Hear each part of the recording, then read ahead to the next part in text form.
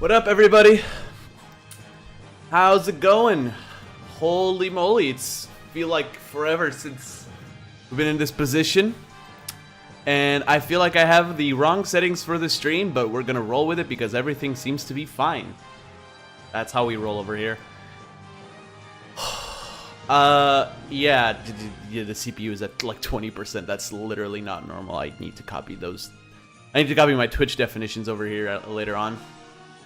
Hello, everybody. Hello, hi. How's it going? How is everyone doing? Can you guys hear me? Is everything all right on your end? I don't know who's here. Yo, Yoriko Simpello. How is it going? It's like being in 2022, 2023 again. Really is, honestly. Haven't streamed on YouTube like since last year. Yeah, it's slower. Yeah, maybe I can change it midstream. I doubt it, but. Fuck. Why is this? No, I don't want to use it. I don't want to use the CPU. I might have to restart because this has a low thing. This didn't save my settings for some reason. My stream settings. It's just using the stay on that line, guys. I will be right back. Like you said, it's like being in 2022, 2023 again. I'll be right back, guys. I'm really sorry. Give me just a sec.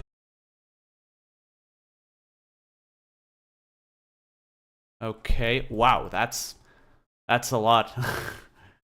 I think we're back. Chat, are we back?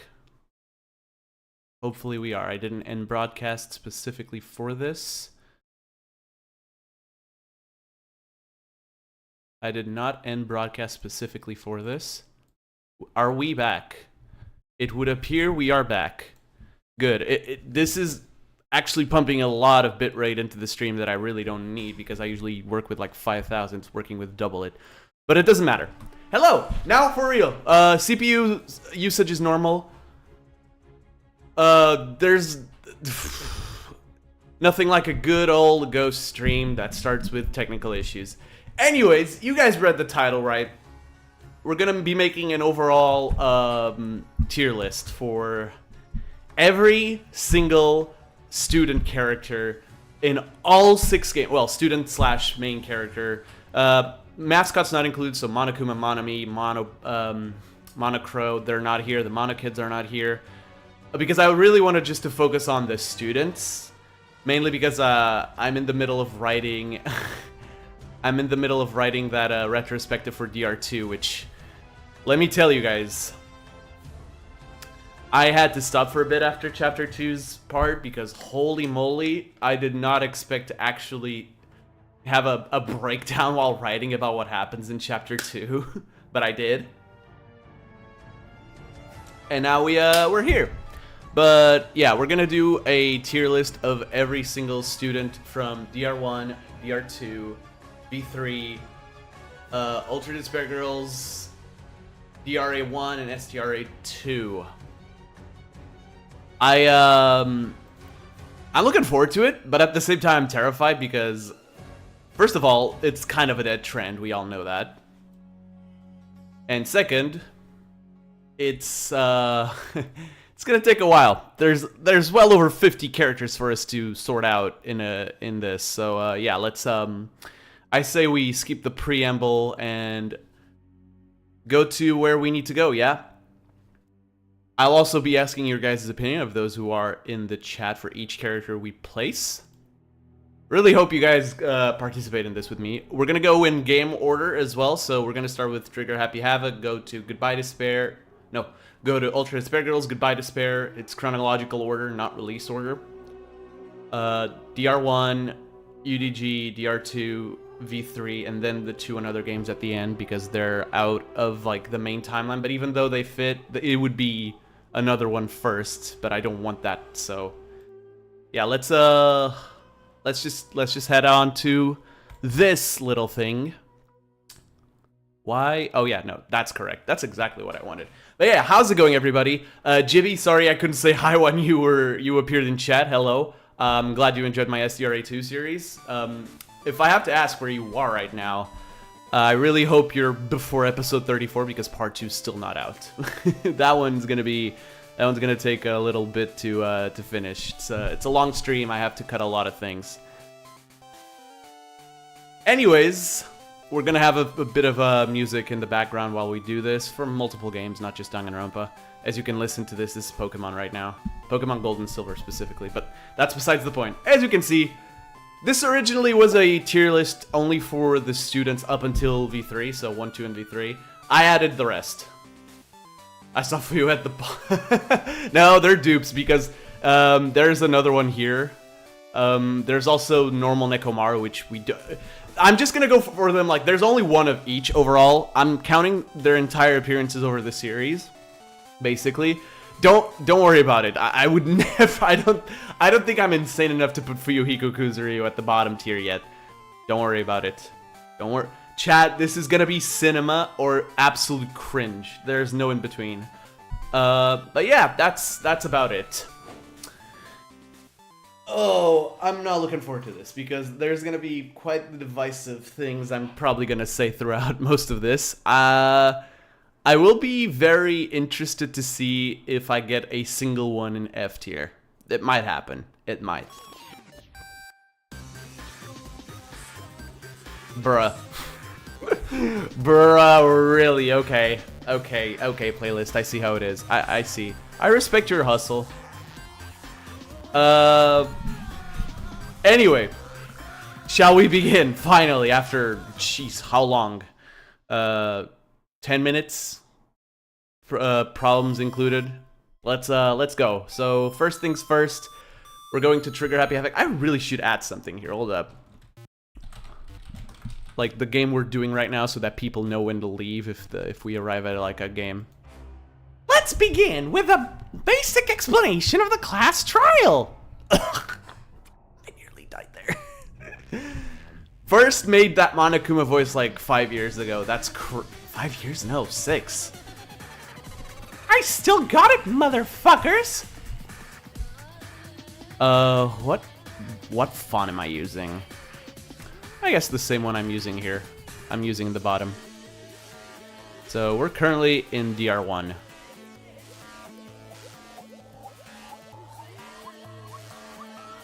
Yeah, we're currently doing DR1. Kanade should be number 1. Oh lord. Oh boy. Oh boy. Alright boys, let's go. Boys, girls, and everyone in between. We're starting. Aoi is our very first character. For those of you who understand this, there are a few dupes here.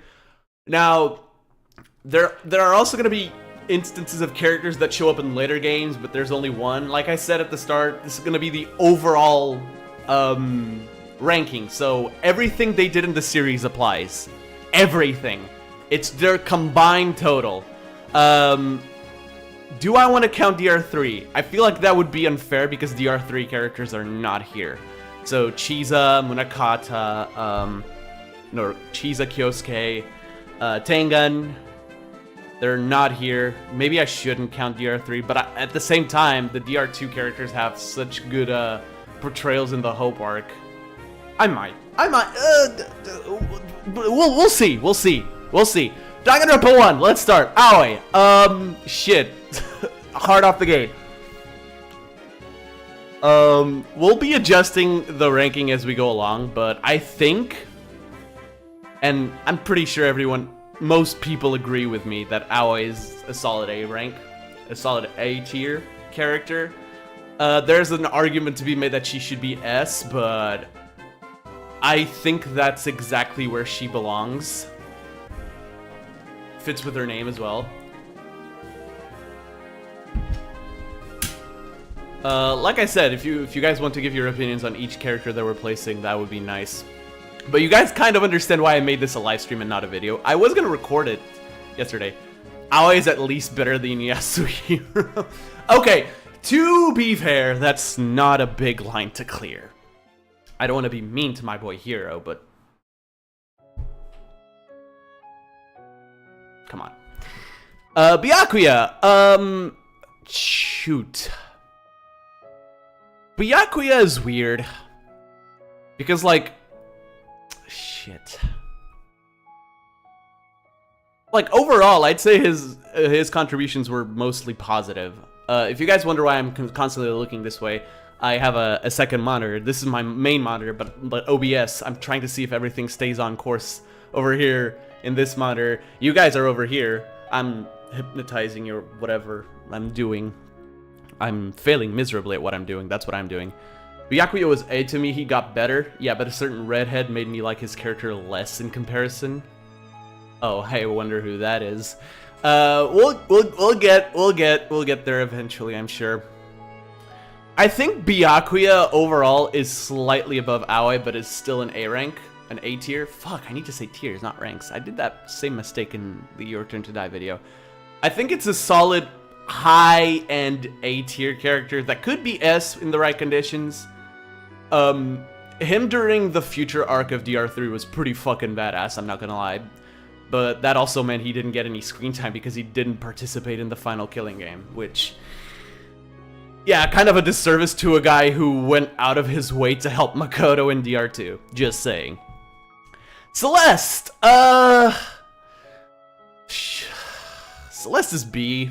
I really want to place her higher, guys. I really think Celeste needed to be higher. I really think so. But Chapter 3 just completely has her character fall apart. I think I summarized it best in my TWD. Like, she is one of the smartest characters in the first game. She comes up with the zero-sum game theory for the killing game. And then her plan.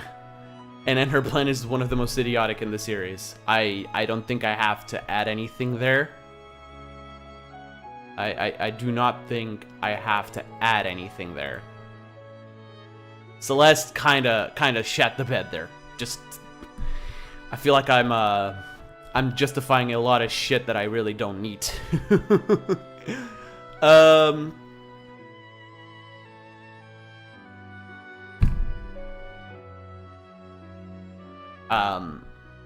Okay, if I want to be just and fair, Chihiro's not there. Chihiro's an S rank. It is my favorite. He is my favorite character of the entire series. Still, I don't. Do I really want to do this? Do I really want to do this? Do I really want to do this? That's the real question.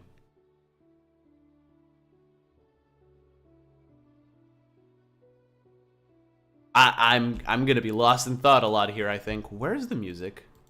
Okay, we'll skip. Yeah, perfect. Real fiction. Am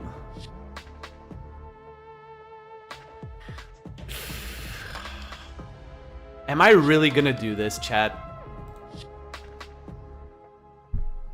I think I'm gonna do this. Alright, Chihiro's S+. Final verdict, Chihiro's S+. Chihiro dies super early in Danganronpa 1, like, the 4th person to die in the game. It's kind of crazy if you think about it. And yet, somehow, Celeste's kind of boring to me, TBH. She's the least interesting Chapter 3 culprit. I disagree with that. Chihiro bias is valid. Fair enough, I guess. But like I said, I think Chihiro is going to be the bottom of S+. Chihiro still remains one of the most important characters in the entire series. The creation of Alter Ego just opened up the door, yes. Opened up the door, dude, opened up the door, it's not that hard, to just a bunch of possibilities. Danganronpa 2 happens because of Chihiro. Danganronpa 3 sort of happens because of Chihiro. Chihiro is kind of like the GOAT, and nobody recognizes it. It's crazy. So yes, S+, I think it's deserved. Hifumi, wow, we went from an S+ to the first D of the video. Of the stream. Yeah, there's no debate here. Hifumi is, Kanade is better. Someone really wants Kanade, like, at the top. We'll get there. SDRA2 is the final game we're doing. Don't worry, but we'll get there. We'll get there today. There's no do-overs. This is not the finale of DRA, alright? This is not the finale of DRA where it was like, the final end for real this time. That's a stream title I've made, by the way. Hifumi is just the weakest character in the first game. I think everybody agrees to that. He's just joke material, exactly. Even the other comical character is better. We will get to that. We will get to that shortly. But Hifumi just has one good moment in the entire game when it's when he dies. Unironically, his death moment is the best Hifumi ever gets in the game.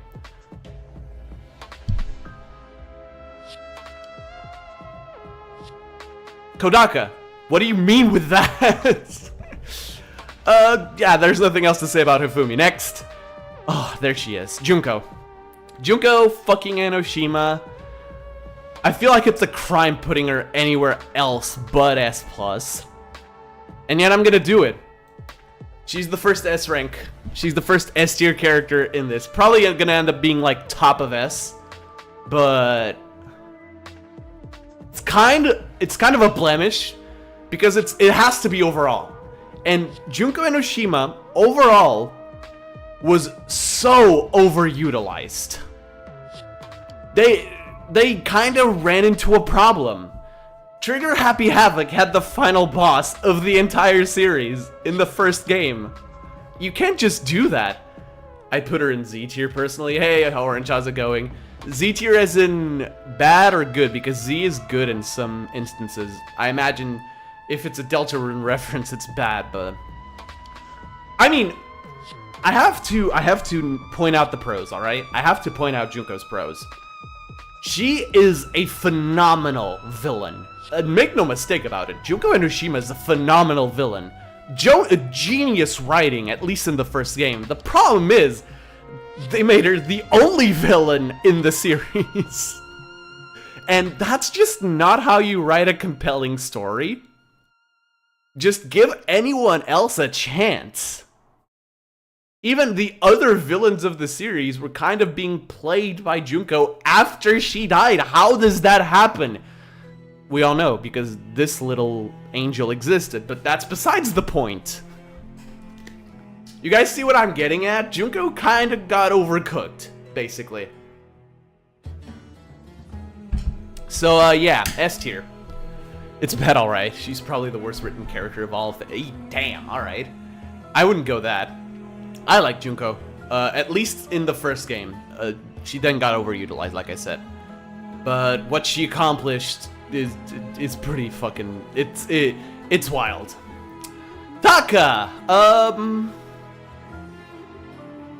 Yeah, exactly. First game reputation, holy shit, Junko is a maniac and a threat, and I really like her.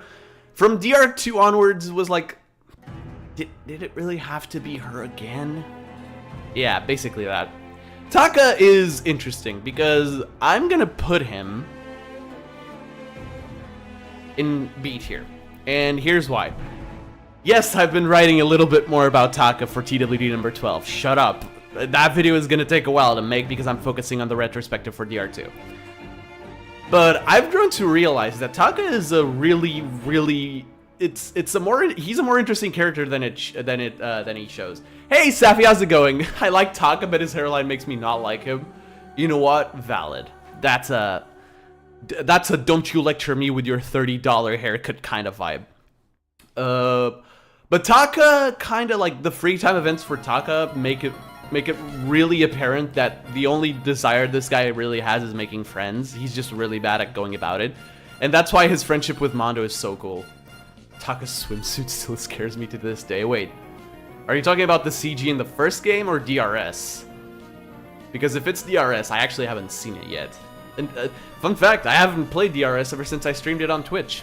That was once, and never again. I don't have the game installed. But yeah, Taka is an interesting character. I still think Celeste is slightly better. Celeste would have been a lot better if she didn't fumble the bag in Chapter 3. Next, Kyoko. And this is my very first big dilemma. Okay, because Chihiro was a slight dilemma. I always knew I would end up putting Chihiro at S+. Kyoko is a genuine toss-up between S+ and S.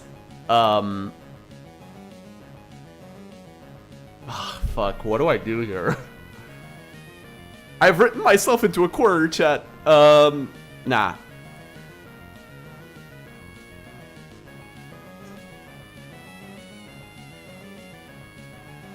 I think I'm gonna put Kyoko behind Chihiro, slightly. Just like my top 10, go figure. What have I not said about Kyoko that needs to be said? Phenomenal character arc, just full stop. Full stop, phenomenal character arc. Learned to trust people again. Makoto had a major hiccup in Chapter 4, but that was not her fault. Just, yeah, fucking phenomenal. Great job. I don't think I have anything else to say about that. Even though it takes a little bit for her to be sort of relevant. I mean, she does do impressive stuff in Chapters 1 to 3, but it's in Chapter 4 onwards that she's like, okay, I'm the main character now. Leon! Kyoko in game is S rank. Her contribution in the anime made her S+ with her growth and trusting others. Yeah, I actually didn't mention that. DR3 Kyoko kind of kicks ass. You're absolutely right. So yeah, justified S+. Leon, C. Just C. Did he have potential for higher? Yes. Do I think he would have reached it? No. Just average. Super average. A little below average, if I'm honest. It was obvious that the creators of the game were kind of sick of him, even before the game story started being drafted. So yeah, he's C tier. Plus, okay, here's the thing. When we get to Sayaka, I'm gonna have to justify a lot about her position, but we'll be there. We'll be there in a bit.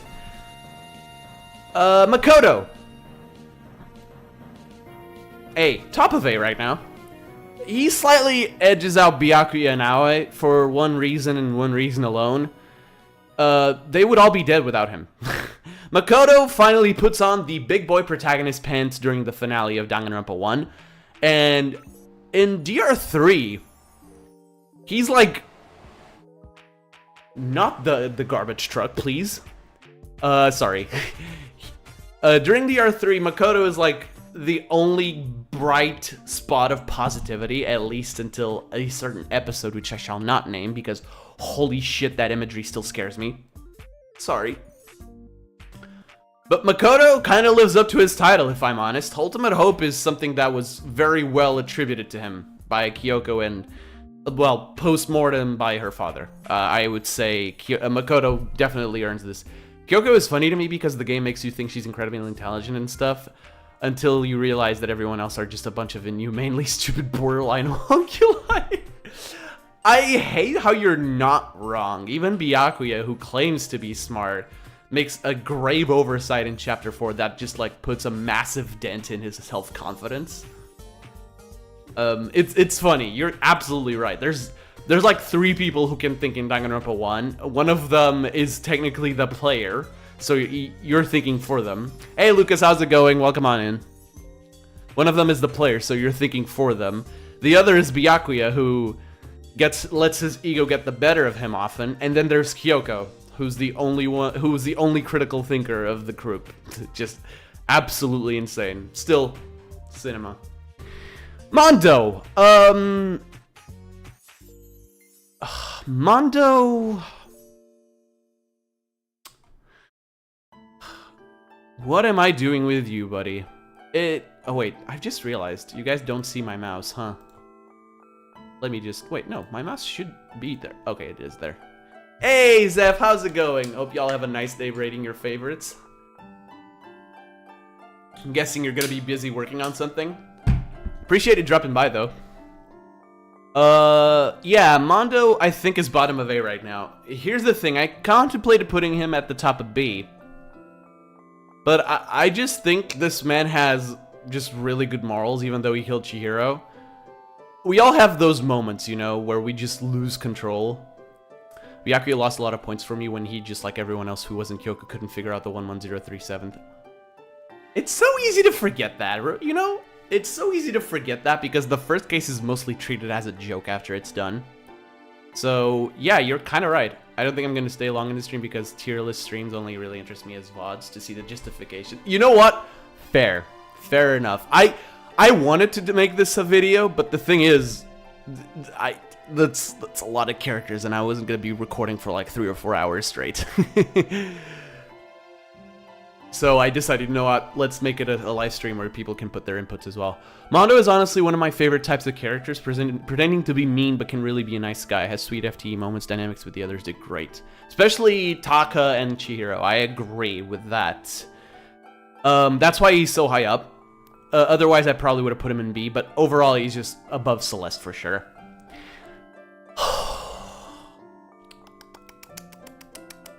Yeah, exactly. Mitch should get his own tier above everyone. Get out! Get out!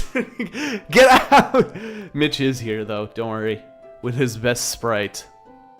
I was not kind to him. I wished not to be kind to him. Mukuro! Mukuro Ikusaba. My voice cracked there. Ah, Mukuro. Mukuro. I think... Yeah, I have to do this. I have to do this, dude.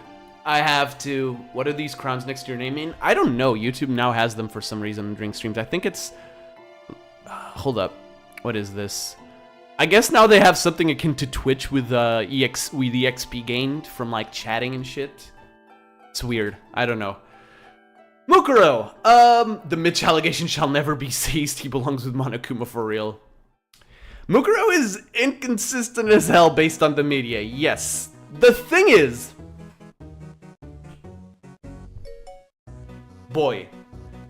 Spike fucking hates her. I don't think I am exaggerating in saying that. Spike Chunsoft, Kazutaka Kodaka, fucking hates Mukuro. I don't think I'm alone in thinking that. Because holy shit, the amount of stuff she has gotten hit with is insane. I love Mukuro personally. I do. I really like her. Even her anime portrayal, sort of. She has some pretty good moments there. The crown is for top fans. Yeah, it has like experience and it's weird. It's weird. But like I said, Kodaka fucking hates people like Mukuro. I'm sure of it. And If it wasn't for that, I'm sure we would have gotten a lot more out of her, even in other content, because yeah, she had to die in the first game. I realize that. But for fuck's sake, man. First, I had no opinions on Mukuro, then I read IF and started to like her, but then I watched Danganronpa 3, and then my opinion on her dropped dramatically. Yeah, I can't blame you guys. I personally do understand what they did with her.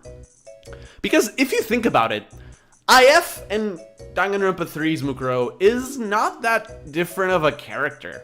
She still wants to do Junko's bidding. Danganronpa 3 just exemplifies it more clearly, I think. I don't think I'm assuming things in saying that. It's just Spike hates her, man. And when your own creator hates your fucking guts, you have no chance. For me, it's probably bottom of S when it's all tallied up. Sakura. I've been so much on Project Moon phase, I forgot everything about Danganronpa. Damn. I understand that. That's been me with Zenless. Sakura is, yeah. Sakura Ogami is current top of S tier. Sakura is just based. It's unironically, the word based here is applied expertly. Sakura is that character that I don't think has done a single wrong other than agreeing to work with Junko. Hey Summer, how's it going? Welcome on in. We are doing a little bit of a bit of trolling today. Sakura is just the best, exactly. Sakura is the best. The thing I like about 100 line is that some of the archetypes get to live so much longer. Oh no, you're totally fine, honestly. On break now before Act 2. Ooh, hope you're having a good time. But yeah, Sakura is just the best. There's just nothing else to say. Moving on.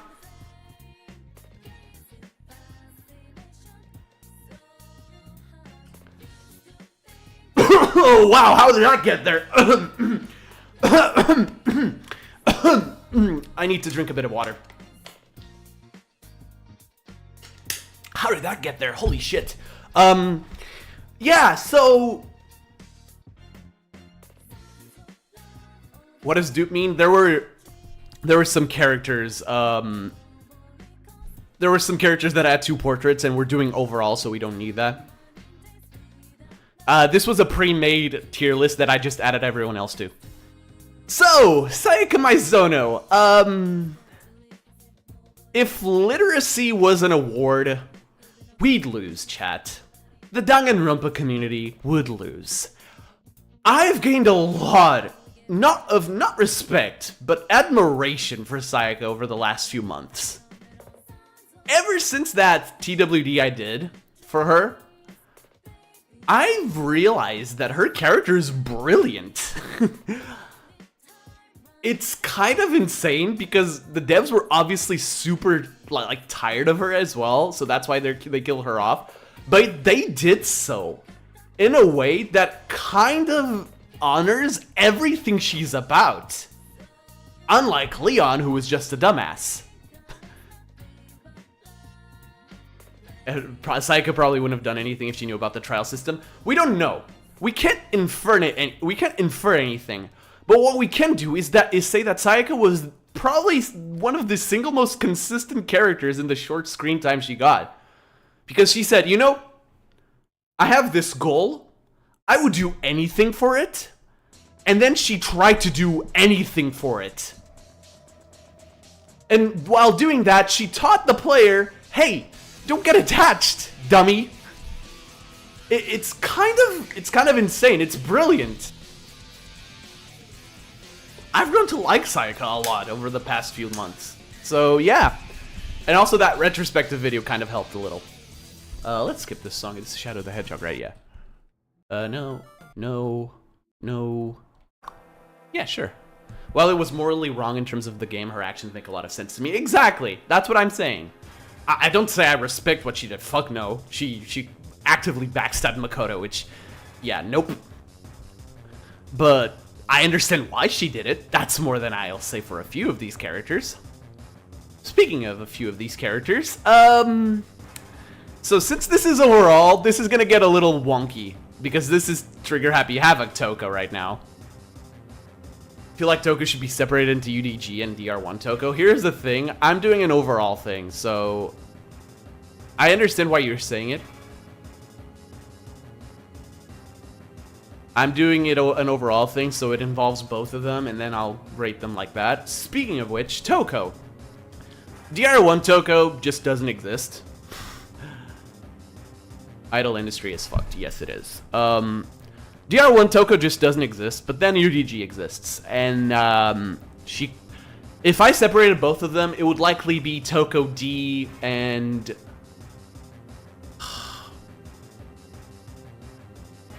If you think about it, Sayaka is one of the smartest characters in the game. Since she wrote 11037, she'd also figure it out if someone else did it. If we're using power scaling rules. Yo, do you think Sayaka's low auto reversal? That's crazy, man. She solos the Dragon Ball universe. Crazy stuff. I don't have a Toko UDG model here. Yeah, I mean, there's the thing.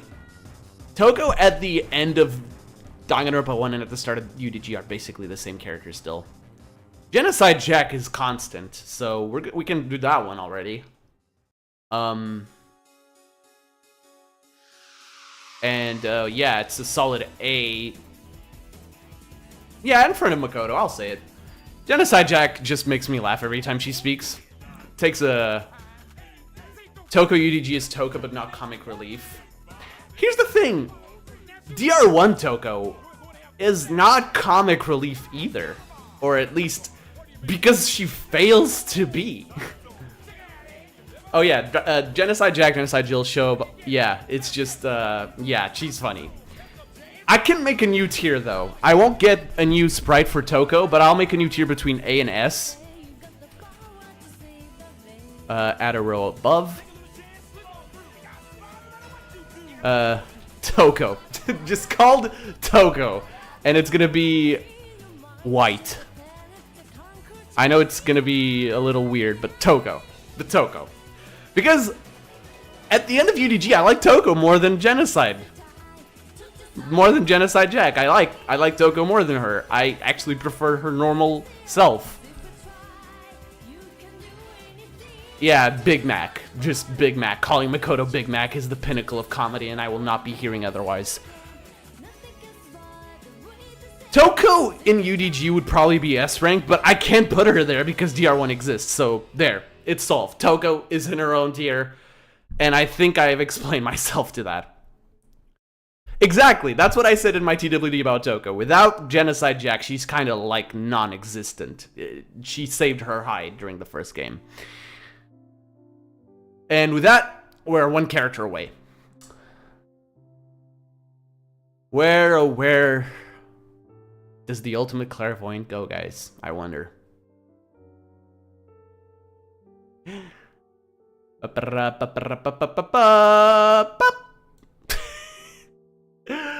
Okay. Top of B tier seems a little high, doesn't it? He was right, you know. Triple S, you know what? We should. But no. Being fair, the guy was right. Starting in chapter 5, I think, right? He said no one else would die. He was right. And the thing is, I'm fairly certain that that whole thing fits into his 30% accuracy rate. I don't fully remember, though. But that's not it. Hizufumi done right. I genuinely laughed at this guy during the game. So, yeah, Hizufumi done right. And I don't think he's as dumb as he looks. I think he wants to make the others think he's dumb. He's actually a little smarter than he shows himself to be. The class swap fic, yeah. They made Toko and Jack separate characters. You know, that's interesting. Would that happen? Would each of her personalities get a body? That's an interesting point. I actually don't know. But if they made it happen, interesting plot point, honestly. But yeah, Hiro Izufumi done right. I got nothing else. This guy is absolute absurdity. And he's done right. Now, am I upset that he took a survivor role? Not really. Not really. Because If it wasn't for Hiro taking the role, I mean, Aoi survived too. He had a whole segment in Trial 5 where he had to convince him that Kyoko wasn't a ghost. Okay, maybe I'll retract my statement about him being smart, but he's still funny as fuck, so he earns that place. Shut up. I forgot. I forgot that whole trial is kind of erased out of my memory because the finale is what matters to me in that. Hiro does make me laugh, but in a way of like, how the fuck are you alive? If she was a ghost, he was right. He was. You guys are just haters. Anyways, that's DR1. That's DR1, chat. Oh wait, no. Shit, this is... I just realized this is chronological order before the Another series, so it's UDG next. Oh god. Oh no. Oh, I haven't talked about UDG like this ever. I think Hero surviving worked in a sense of you spending the latter half of the game with the survivors. Yeah, we have at least 2 solid chapters with them, which helped me like them. Yeah, fair enough, I guess. I can see it. 5 chickens! 5, you know, the number before 6 and after 4. He's a delight. Him and Genocide Jack are like the funniest characters in, like, they're top 3 in the series, I'd say. Underline basically has a character that has Mondo and Taka fused. Oh, and he's a fan favorite. Yeah. My god. I saw what you deleted. Alright, UDG has a lot less characters, but...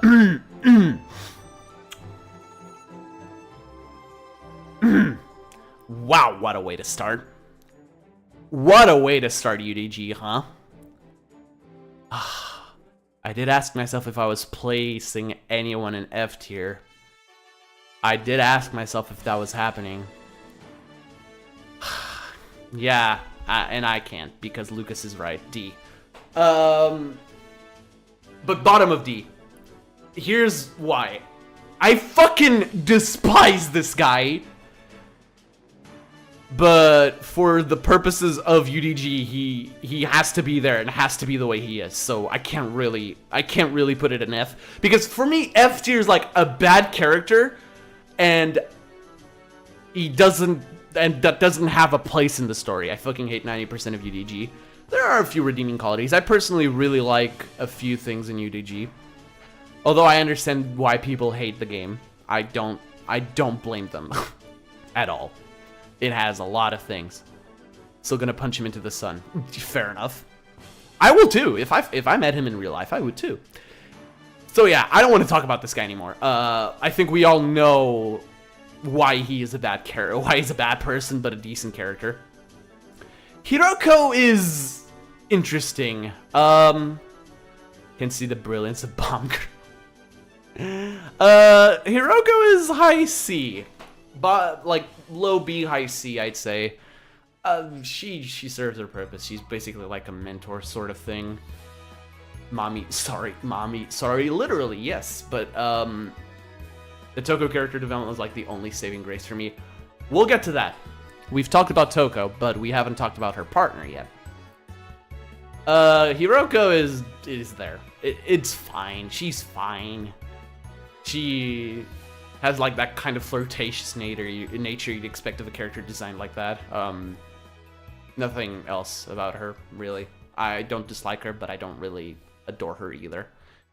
Jotaro. This is where we get into a little bit of a touchy territory. The Warriors of Hope are uncomfortable characters to talk about for multiple reasons. Now...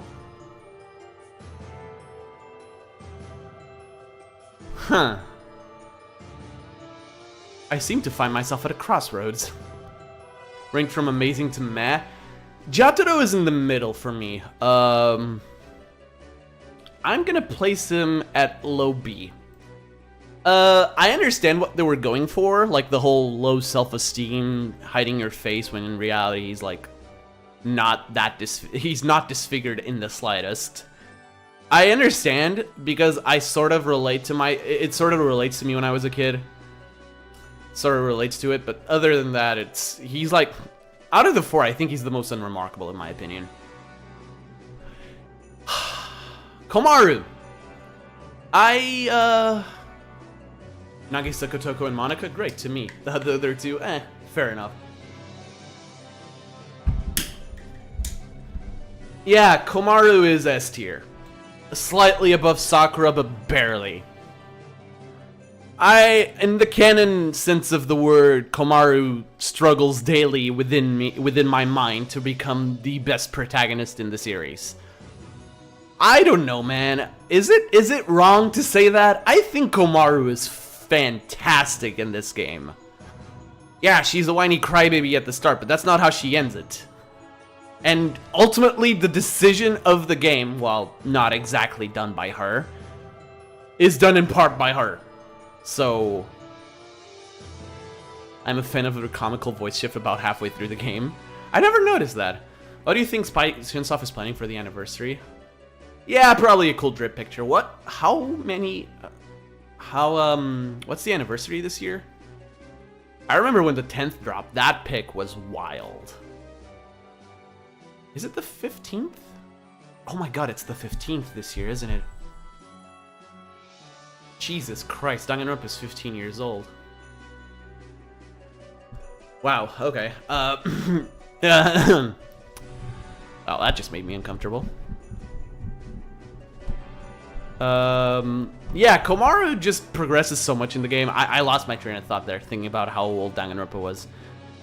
I really like how she kind of becomes a force to be reckoned with by the end. She makes the decision to stay in Toa. That one guy can karma farm again on the subreddit.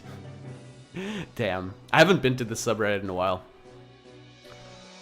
But yeah, Komaru just kind of becomes a force to be reckoned with. She decides to stay in Toa. Toko decides to stay with her instead of going with Byakuya, which, fair play to her, was not a decision she would ever do at the start of the game. I am glad that they kind of become like this at the end. I feel like Komaru's kind of underlooked, but that's the fault of UDG, yeah. UDG as a whole is, has issues. Many such issues. Kotoko. You like that one? I like that one fashion collab Danganronpa did where they put Nagito in Sans clothes and a bucket hat. Oh damn, I haven't seen that one yet. Kotoko is high A. Below Genocide Jack.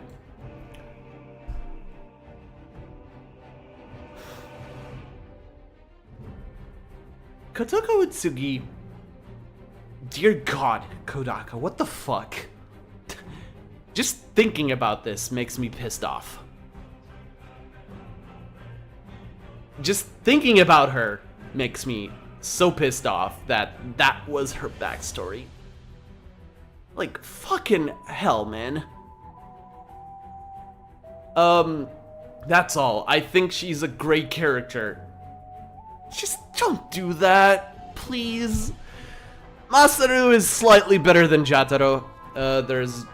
They're the most forgettable out of the two for good reason. They're earlier in the game and they don't get that much development.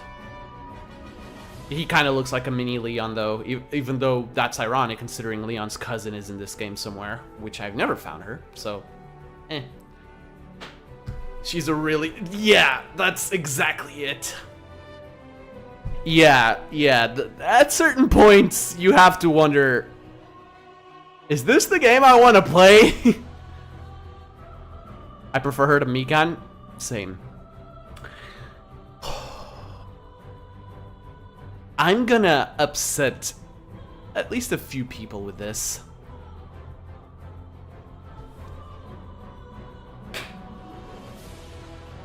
Monica is my favorite villain in the canon of Danganronpa. Because she has actual brains. And I don't know. I honestly just think she's competent. I don't know, man. seeing all of like the Junko reuses, and she's insane because she's like 10. Yeah. There's this figurine of Nagito which the hallway resembles the Senzo. Oh, good lord. I see Safi doesn't really agree with this choice. I'm sorry, man. I just think Monica is great. Now, that isn't to say that I like her, because I don't. Because Monica is a little demon. Ironic, I know, considering that's what they called adults. Haha, funny. You can laugh at me for saying that. But, bro, dude. Bro. I don't know, man. I got nothing. Monica's just evil. She had the Warriors of Hope absolutely wrapped around her finger. Yeah. I will say one of my favorite moments in UDG is Kotoko letting Monica to die. Because it is deserved for a lot more reasons than one. We all know she didn't die. She did appear in DR3. DR3 was kind of low. It was kind of more like a cameo. She's a good villain and stuff. Okay. See, I knew that was gonna be brought up. Again, I don't like her. I don't like her at all.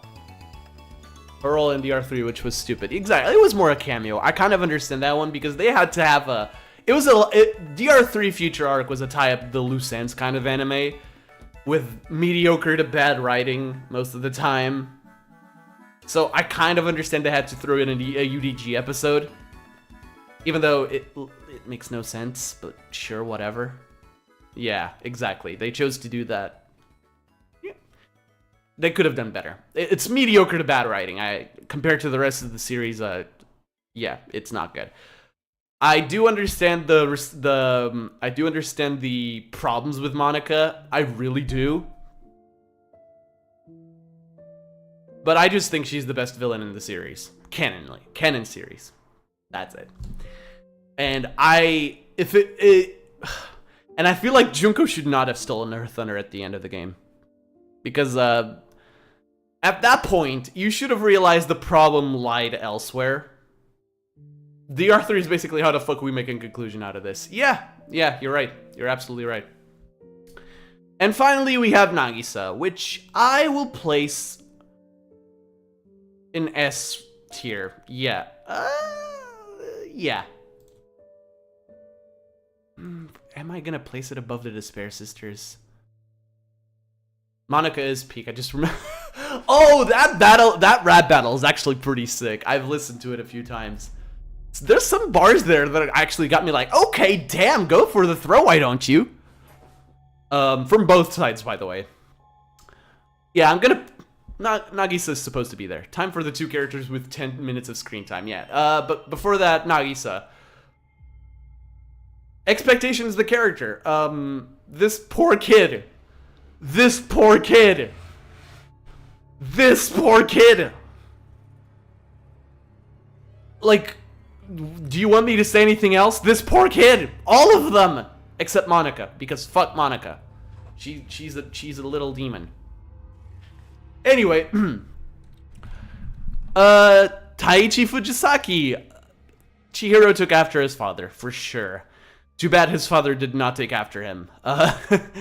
It's a C tier. It's, I mean, very little screen time. Does do something significant by sacrificing himself. I relate to him with his Precious storyline. Dude, same. That's why he's higher than Kotoko. Taichi did something meaningful by sacrificing himself, but that's about it. That's about it. Chihiro just does take after his father, thankfully. I don't know who his mother is. Never asked. And Yuta... Yuta. Yeah, her brother. I'm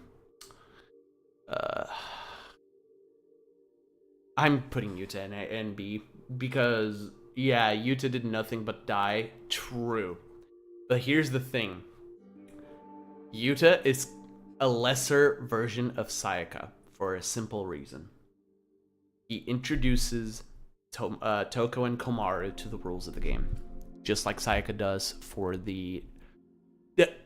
That's what I'm talking. That's what I'm saying. I don't agree with that because they could have used someone else, true. But I think Yuta was used well here because he introduces the rules. Like Sayaka doesn't trigger Happy Havoc. Sure, Sayaka is an infinitely better character, but Yuta has a purpose. It makes Komaru realize that it's a real threat, which is more than Taichi did. Even though he sacrificed himself for them, Yuta technically did the same because Komaru was ready to try that as well. That's my justification. And with that, UDG is over, thank God. Yeah.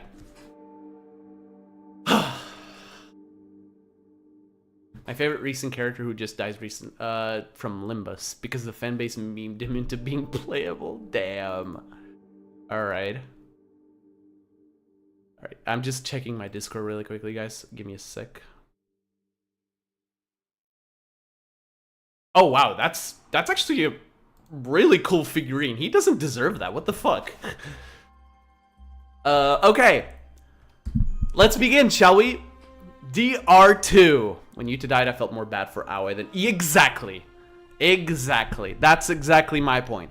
Yuta as a character doesn't really leave a lasting impact, but my first thought, even in the Let's Play, if you guys go back and watch it, I loved how they used that Akane spray. I know, right?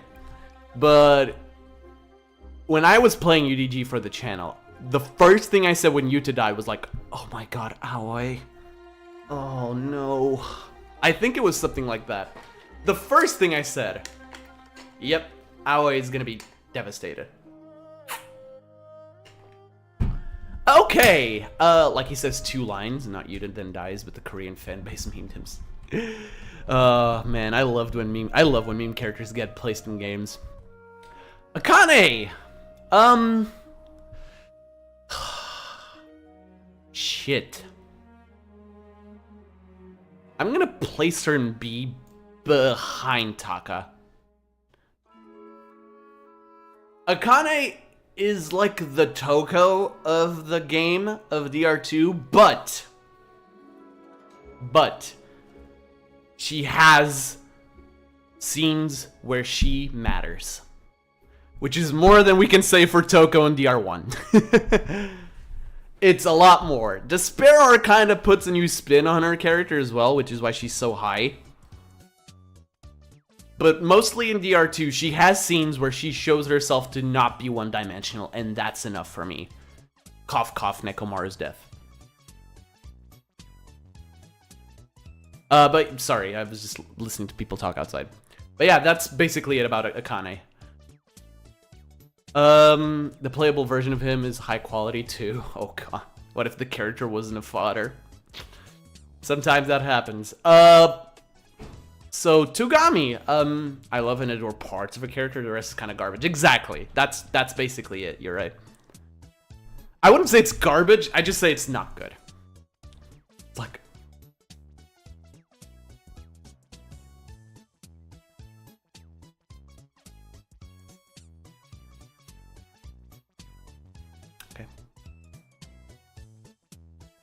okay,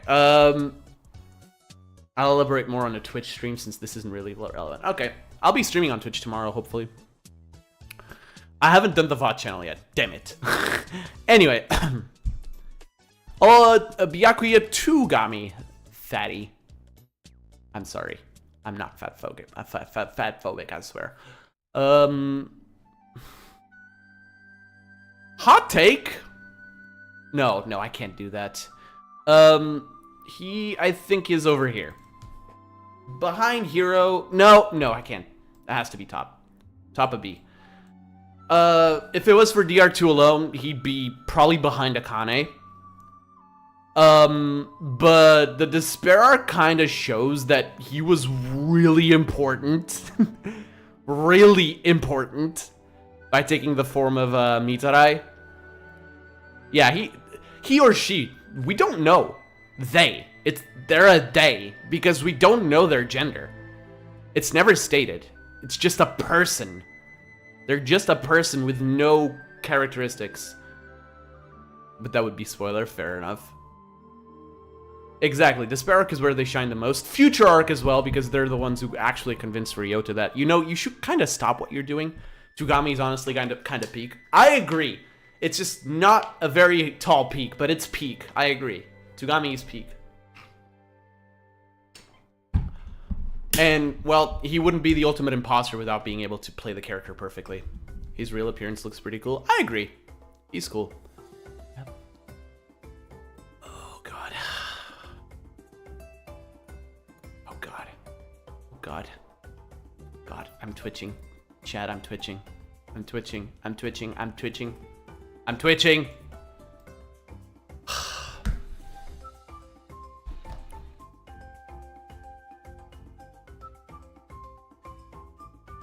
Both in DR2 and DR3, she is the best character.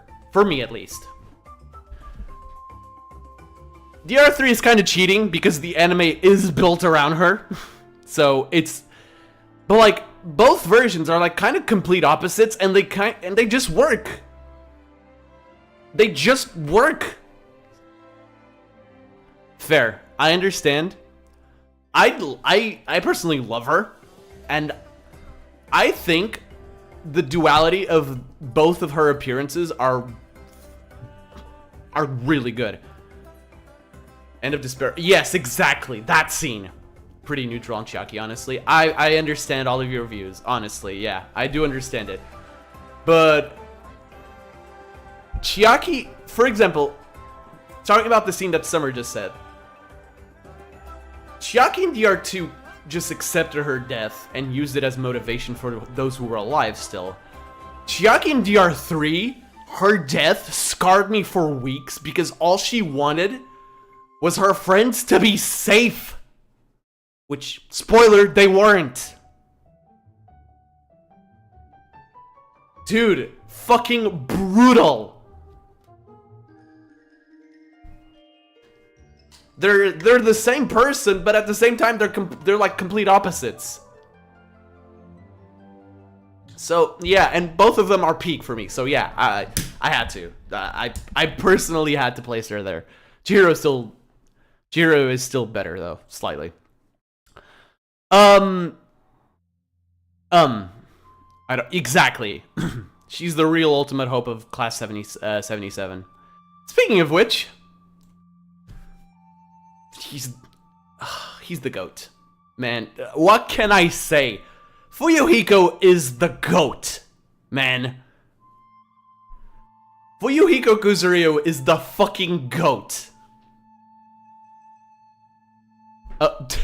Yeah, that uppercut was actually pretty funny. Fuyuhiko is the GOAT. Other than one more character, best arc in the series. Yeah, fair enough. But other than one other character, best arc in the series. No competition whatsoever. Unbelievable what they did with this character. Just yeah, we'll talk about it. We'll talk about it more when we get to a certain swordswoman. Adding to that, wow, DR2 is just full of these, isn't it? I like Fuyuhiko slightly more than I like Gundam, but fucking hell, man. Asshole Fuyuhiko is funny and Redeem Fuyuhiko is cool. Yep. I'm gonna have to fill up my water bottle soon. Gundam! Chapter 4! Just the entirety of Chapter 4. I don't think I can play this, unfortunately. As much as I wanted to. Even before Chapter 4, Gundam was good, but Chapter 4 Gundam is something else, man. If you give up... dude, Baby Gangsta, yeah. Oh, dude. He does look like the boss baby. Nah, man, DR2 predicted the boss baby. It came out before, I believe, right? God, is this a Mandela effect kind of thing? Am I stupid? I'm stupid. Gundam, same vein as Chiaki, understand it. Not for me. Fair. I think Gundam kind of just, you know... Gundam just did things? Boss baby is young Fuyuhiko game theory. Hello, internet. God, I miss MatPat. But the new guy's pretty good too. Yeah, I like Gundam. I don't have much else to say on that.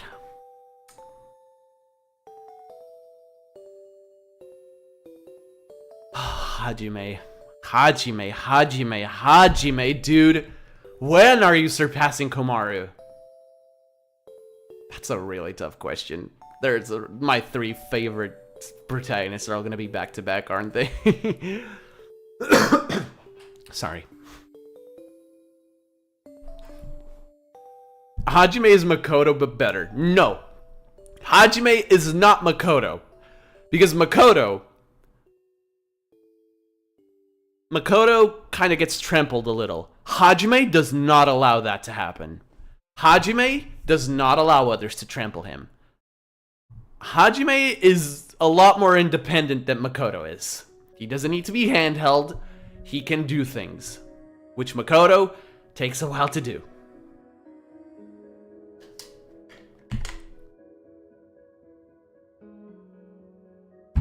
Did you join the DR fandom in the Mono Bear era? Way after. I mean, the first game I played was Goodbye Despair on Steam, so the games were already on Steam. The V3 had come out 3 years earlier, so yeah, way after. But I do know about the Mono Bear era. What's this song? Oh, okay. But yeah, Hajime... Jesus, sorry. For me, he's the most interesting of the protagonists, simply because of his, like, dual thing. I actually don't know anything about the guy who made the fan translation, so...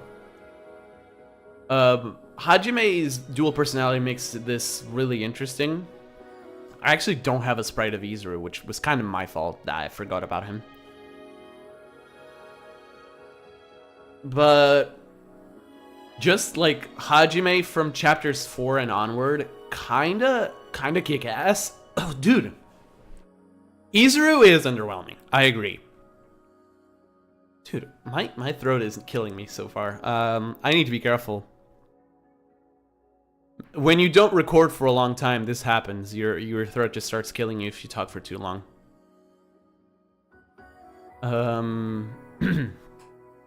Might have to do a little bit of a pause soon. But Hajime is a certain over-identity not in the canon games, so we'll get to him. Oh, dude, I can't wait for that one.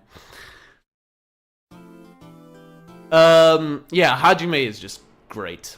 Not my favorite protagonist right now, but I blame my new keyboard for my typing mistakes. Hey, no L keyboard in my stream, alright?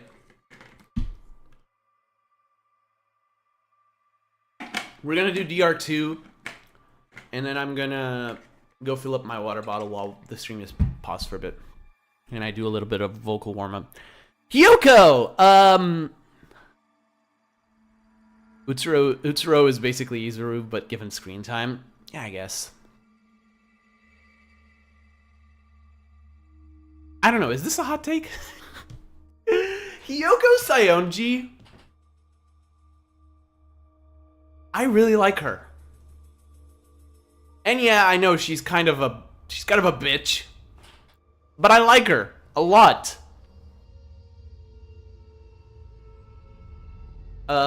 Yeah. I think she kind of grew on me over... Okay, not this, please. That's slightly better. Perfect. Hyoko is like either you hate or love her. I don't either. I just like her. Has depth, but the outer layers don't get looked past a lot. Exactly. You know why. You guys know why that's the case. Well, that too, but also because Chapter 3 happened the way it did. I'll still never let Danganronpa 2 live that one down. Danganronpa 2's Chapter 3 killed off the character with one of the characters with the most growth potential of all of them. If the double killing was Hyoko and Fuyuhiko, we would have had choice words. But it was the character that's next, so we have slightly less choice words. Still, I'm a Hiyoko fan, which means I spend a lot of time and energy explaining to people why she... No, you don't have to. I agree. Hiyoko should have survived in place of Akane. But that's just me, and I'm stupid. Or no, sorry, not Akane. Kazuichi. Even though I kind of like Kazuichi, but I think Akane still has a reason to live. Kazuichi is just kind of like there.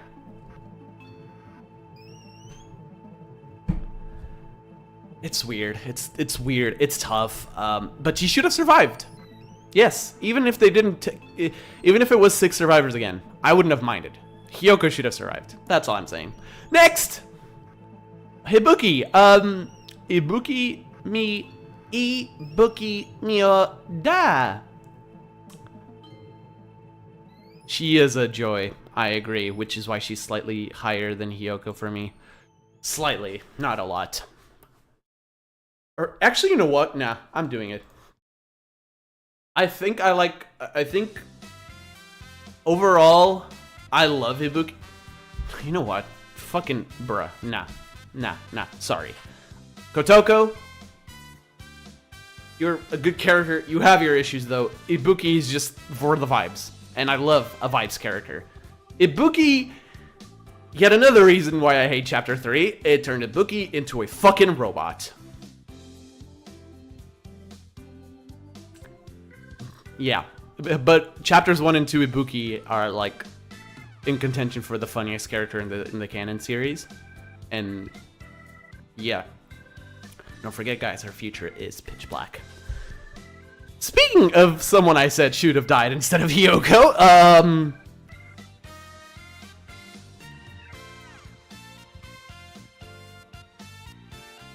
purely on role significance, Ibuki would rank low, which is sad. Yeah. Even if it did give us her concert, yes, but then made her a robot. Kazuichi Soda perplexes me.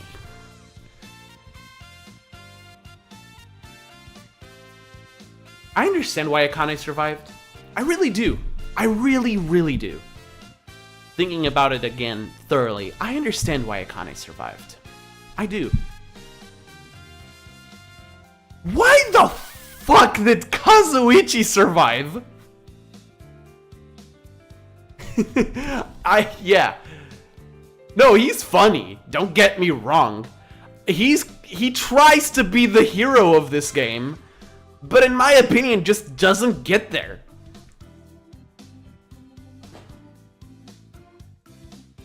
He tries to be the Yasuhiro Hagakure of this game, and just doesn't get there.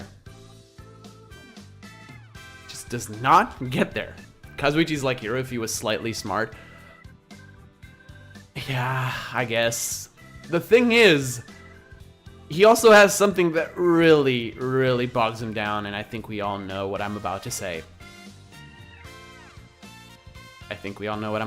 So I'll let chat do it about him. Oh no, his voice actor is fantastic, which makes him worse. I wouldn't say being smart makes him worse. He has his moments. Oh god. Yeah, there it is. Miss Sonia. Exactly. Oh, Sonia, never mind. I am so sorry.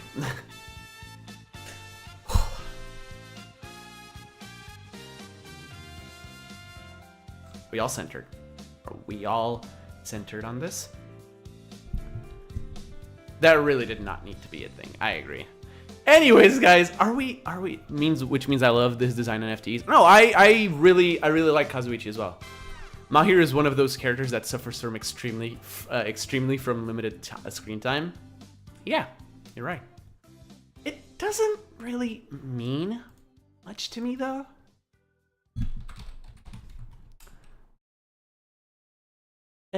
Yeah.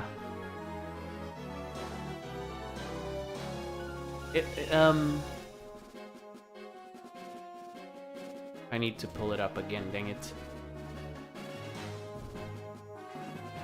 It doesn't really mean much to me.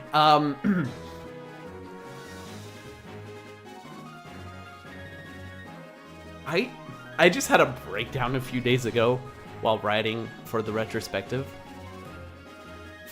for writing for the retrospective for this game, for DR2, which I'm doing right now. The script is not even halfway done and it's 18 pages long. You guys are gonna have a fucking another feature-length film coming up when it comes out.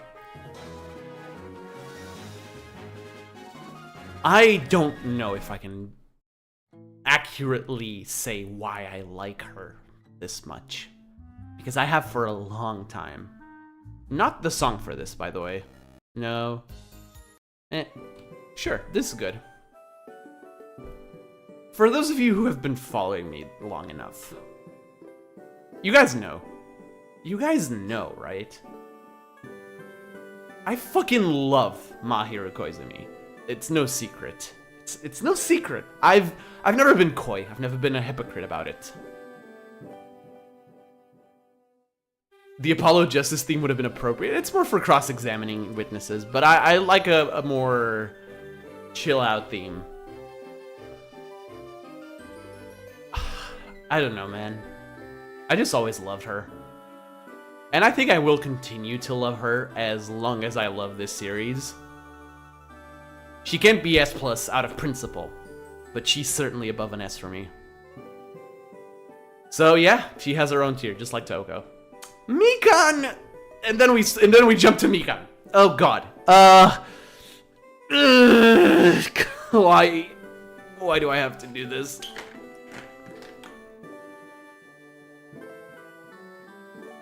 Mikan would be an S tie. Oh, S tier, okay. Yeah, I cannot agree with that. For the simple fact that they did her dirty. They did her dirty. She could have easily been an S tier character, but they did her dirty. Very dirty. Which is why, for me, she is at the bottom of A. Yeah, no, not even Chapter 3, just overall in the entire game. I understand what they were going for. They flunked it miserably, at least in my opinion. I like Mikan. I really do. But I'm like Summer, I feel bad for her because fucking why did you have to write her like that? I understand what they were going for. But that's not it, Chief. That is not it. Definitely not it. Actually ship with anyone? Yeah, fair. I don't know, but I understand your guys' frustration. I feel it. She could have been an S tier character, but she's not because they just did this to her. Why? What was the purpose? And she has the weakest execution in the series, DRA and SDRA2 included, which is a feat. Anyways, shit. I'm gonna have to be honest, huh? Let's move on from Mikan. No, that's fair, Lucas. I kind of understand that ship a little as well.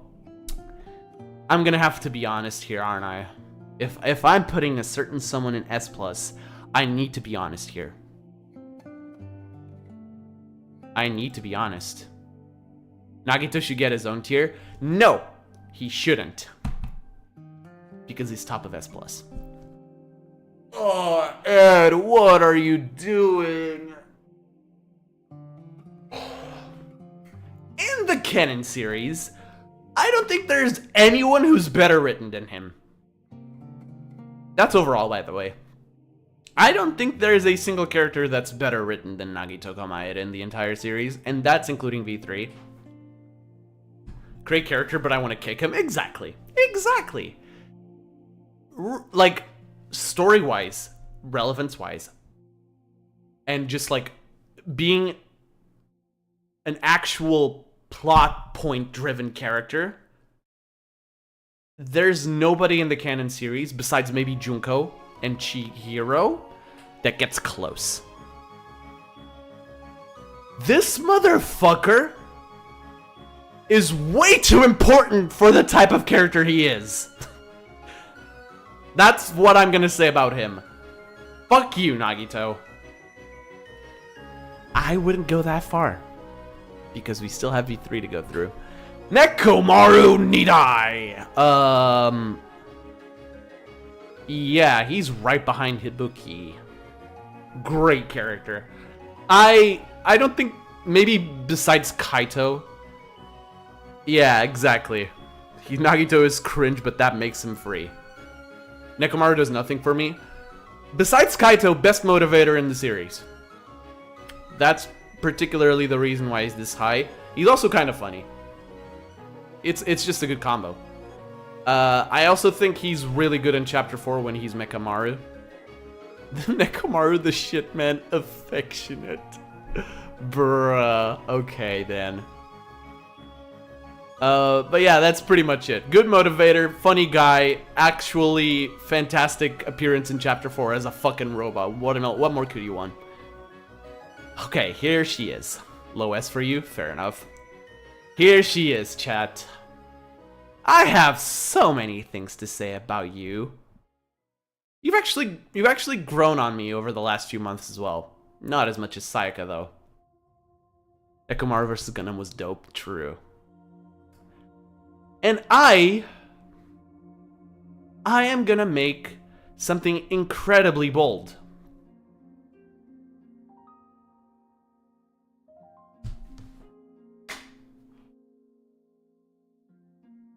Listen, you could judge me. Peko did kill Mahiru. Nekomaru wins without a Hems. Obviously. I mean, I do think so as well, yes. You could find it a little weird. I should hate Peko, right? She killed Mahiru. It's the law of nature. You kill the person I love, you kind of are on my bad list. You get coal for Christmas. Peko Pekoyama follows the rule of cool to a T. And not only that, she kind of adds personal conflict to it. Wow. Damn. Unfortunate summer, but if you can see it, it's an S tier. It's the bottom of S right now. We're so back. We are so back, chat. But as I was saying, she follows the rule of cool, but she manages to add compelling personal conflict to it, and it works. Yeah, she is an extension for Fuyuhiko, but that just makes her great. Peko was the catalyst for a lot of things in the series. And if it wasn't for Chapter 3, Hyoka would be higher also because of her actions. It's good. I don't think I need to say that. It's good. Peko's good. I've grown to like her character a lot over the last few days and months. So, yeah. I don't think she's as one-dimensional as when I made that top 10. I might have to revamp a few of those, huh? Might be my next project, but I still have the full retrospective to do.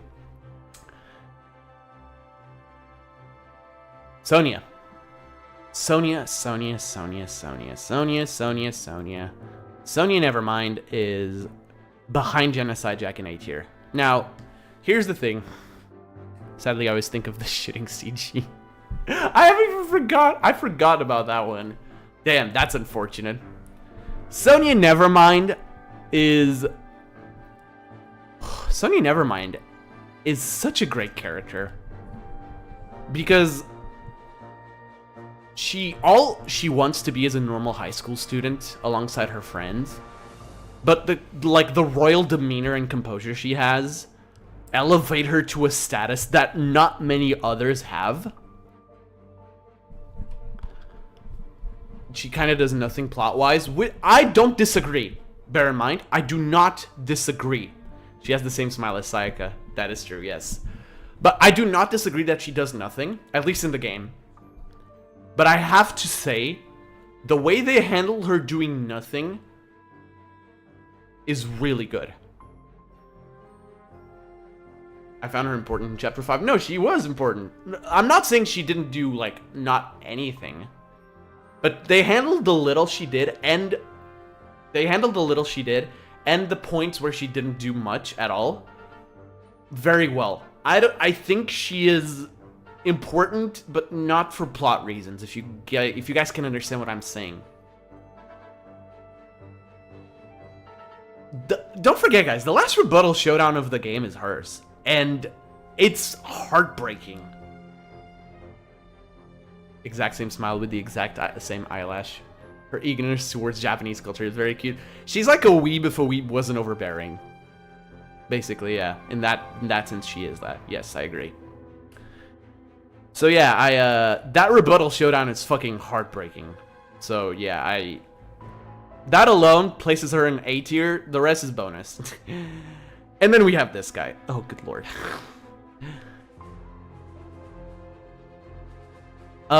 He's slightly better than Hifumi, if that serves anything. Slightly. Because he has an emotional scene. And because he has plot relevance by being one of the Blackened. But that's it. I'm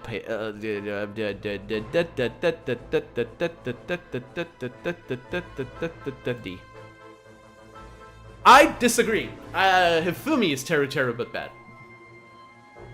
It's a bisexual. We do not want him. That's wild. I think Hifumi is worse. I think Hifumi is worse because at least Teru has one moment for him at the end of the trial. That's fair. I can't change your mind on that. I understand, but for me, Teru has that one moment that puts him above Hifumi, which is the end of the trial when he says his motive, which I think we can all relate, at least to a point. Who doesn't want to see their mother doing well, unless in very certain circumstances? Not a fan of either of them. Oh, don't worry, me neither. But I don't hate anyone. TWD motto, don't forget. We do not hate anyone on this channel. Speaking of which, we're moving on to V3, but I will be right back.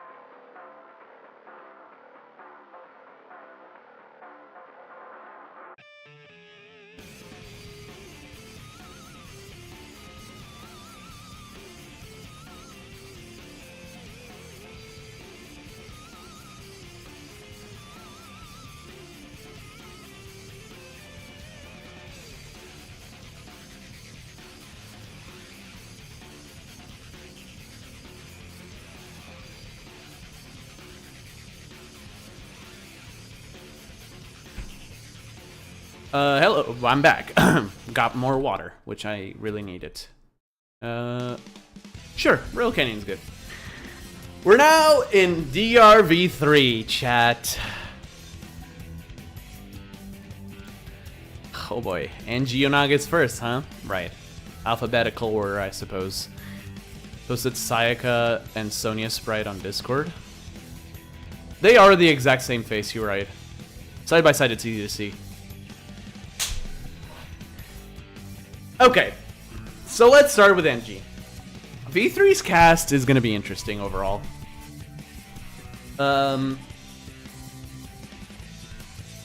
NG...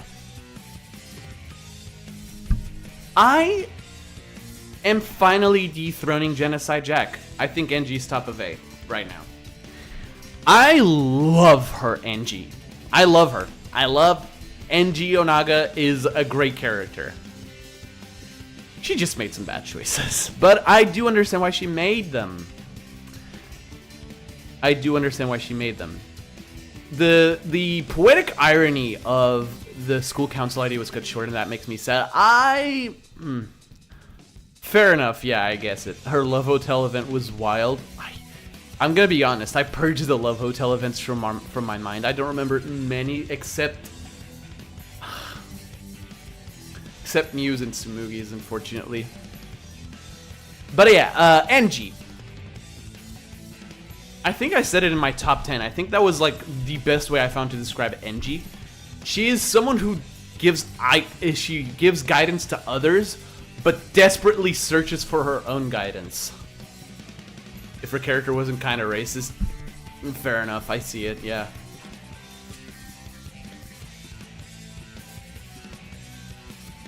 Could have been handled more tactfully, I suppose, yeah. But I personally really like NG, and that's what I think. She gives guidance to others, but she needs guidance herself, and nobody gives her guidance because, yeah, Atua is a real god.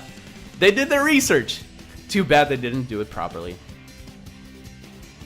Gonta Gokuhara is also an A tier character, maybe? Huh, now all of a sudden I'm doubting myself.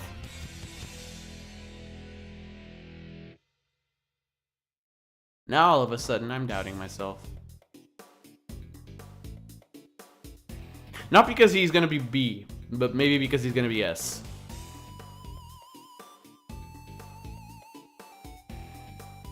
Okay. I will put Gonta behind NG, yes. Put him in Toko tier. Maybe. At least NG was the first to kick the flashlight out of the window. Yeah, NG had the right idea. The translation fucked Gonta up big time, yes. Localization errors are not fun, and Gonta is actually really, really, really smart. Unfortunately, he's gullible. Smart, intelligence and like naivety are two unrelated things most of the time. And Gonta might be smart by the standards of what you'd expect of a character like him, but he's gullible. He's very much gullible. Always falling for Kokichi's lies, basically. An actual bad localization, exactly. I do like him overall, and I still think what he did in Chapter 4 is not out of character, because if he truly believed that Dude, give me a second, guys.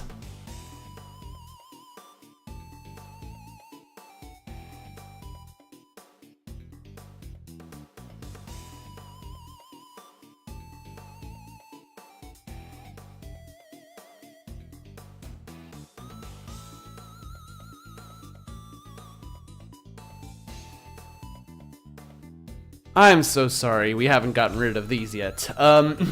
But yeah, if Gonta believed, back to that, if Gonta believed that what he saw in that flashback light was true, I truly think that he would think the best thing the cast could do was die. So, I can't really blame him. And then he would die himself as a martyr. Like a line being changed because, oh no, fucking no, it's worse than that, I agree. Oh lord, Himiko. I don't know if this upsets or it doesn't. But for me, Himiko is an easy S tier. I really like Himiko. Actually, yeah, slightly better than Peko, but she's there. My favorite character in the series, not for a lot of deep reasons. I just love the funny mage girl. Himiko's a lot deeper than people think, and that's why they overlook her often. Meh. I don't know, man. She also has a great arc. Nowhere near the top 2, but I think seeing Tenko say to her face that she cared for her, and then Tenko dying not even a minute later, it kind of messes with people. If that happened to any of you, you guys would be fucked. And she's constantly on, like, edge because she doesn't want to form attachments to people. She's scared that she's going to lose them like she did Tenko and Enji. What is your favorite character that you would consider not deep? Shit. I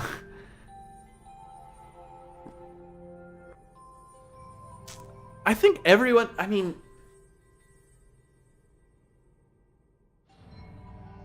honestly, can you look at this and say there's a single one besides the ones in D tier? Maybe, and even then.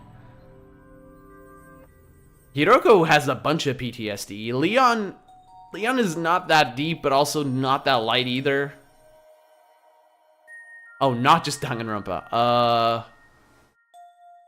no, yeah, Himiko's mind must have shattered during Chapter 3. I wouldn't blame her if she just broke down, which she did! But she needed help, and we'll get there. And we'll get there. Not just Danganronpa. Honestly, Garrett from Golden Sun, I love that guy. He's like the protagonist's best friend. You know that trope in RPG games, protagonist's best friend, kind of a dumbass, just says shit out of his mouth and gets in trouble. Probably Ibuki.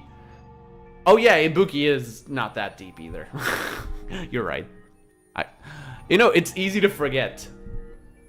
She kind of has a bit of depth, but not that deep. Her FTEs kind of show it.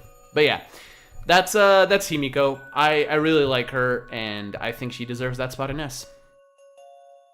Kibo. Kibo. Is it bad if I say my opinion on him kind of diminished over the last few years? I think he's high B tier. Oh god, Kibo. Oh, Kibo. I'm not sure if you'd even make the top 10 nowadays. I love Kibo's concept. And that's it. Chapter 6 does something with it. And then kills it off. Yeah. Man, I got nothing. I feel like recently people look too much for character development and not realize. Oh no! I love Kibo, alright? I really like Kibo's character. But in a cast like this, staying stagnant is not a good thing. Also, this is way too loud because I know exactly what's coming. I am not talking about Kibo. I am. I consider Ibuki that character. Yeah. Ibuki doesn't have any character development because she doesn't need any. The problem is when that's taken to the extreme. From now, honestly, I think that applies to Kibo too because he does not develop. Not that he needs to, but it sticks around for way too long. And then when he does develop, he gets killed off. Yeah, she's already great. Oh, she's next.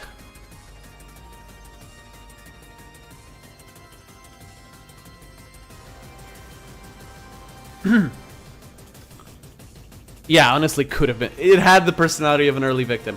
Kaede Komatsu is an S+. And here's why.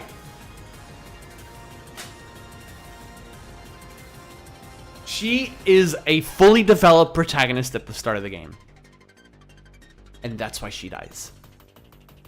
Of course, the real official justification is because Shuichi needed his arc. But let's be real. Kibo with oh yeah, I agree, yes.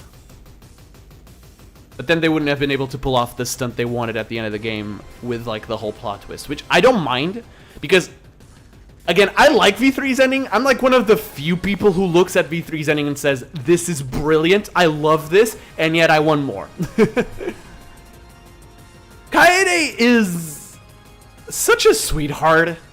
I mean, can someone say otherwise? Her only malicious intent is towards the mastermind. She fails, yeah, but that's because the mastermind knew she was going to do that.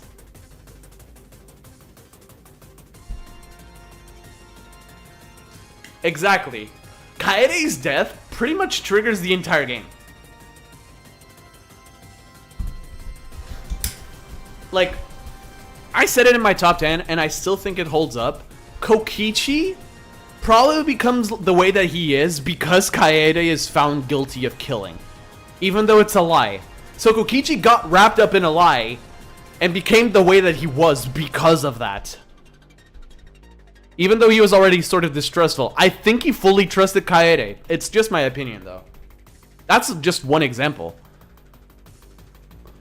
Doesn't escape the guilt for killing Rentaro. I mean, she did try to kill someone. Nobody says otherwise. She wanted to kill someone.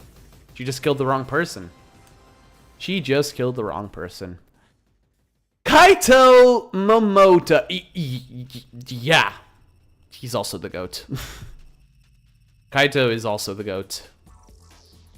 Kaito is also... I mean, you know... No, yeah, I get it. Kaito is also the GOAT. Just fucking brilliant character. Who knows is on a timer and yet does everything to help Shuichi and Maki. Just great character, honestly. Man knows he's gonna die. Wait, people spread the lie that he's different in Japanese. I've never heard of that. No, Kaito's whole thing is exactly that. Making others smile. Even knowing he's dying, he's gonna be like, no, I'm gonna spend my life... I'm gonna spend the rest of my life helping these two grow because I know they can be more than they are right now. Just fucking goated, man. Kaito's fantastic. Yeah, I was a little bitch. I cried during Chapter 5. How could you tell? Kirumi Tojo, you could have been S. You could have been S. Oh, okay. I actually didn't know that. Kirumi could have been S, but then they went overboard. Did he? I actually didn't know that. I actually had no idea. There's a lot I don't know about the Danganronpa Japanese versions. The Japanese Danganronpa versions. Kirumi could have been S. And then, as the Need Another Name video for V3 says, I am already married to the entire great nation of Japan. I understand. Yeah, Kaito's execution is fantastic because he dies before it ends. It's great. He makes sure he dies before it's over. I know. I understand. V3's whole setting is supposed to be ridiculous. I comprehend that. But there is a limit to the absurdity you can put into a high school student killing game that doesn't make it feel stupid. It doesn't make it feel stupid. The ultimate hunt, I understand. The project to save humanity, I sort of do understand. Now, a high school student being the fucking Prime Minister of Japan is not something I had on my bingo card. It is not. And that is why you're not S rank. And that's why you're not S tier. Design-wise, you're phenomenal. Voice-wise, you're phenomenal. Hiyoko Sayonji's voice did a great job. But oh, she's the president. That's right. Could she not like how could you not like a politician who's also a maiden 16? She's gonna make Japan great again. Bro. And with that, we're moving on. I regret my decision.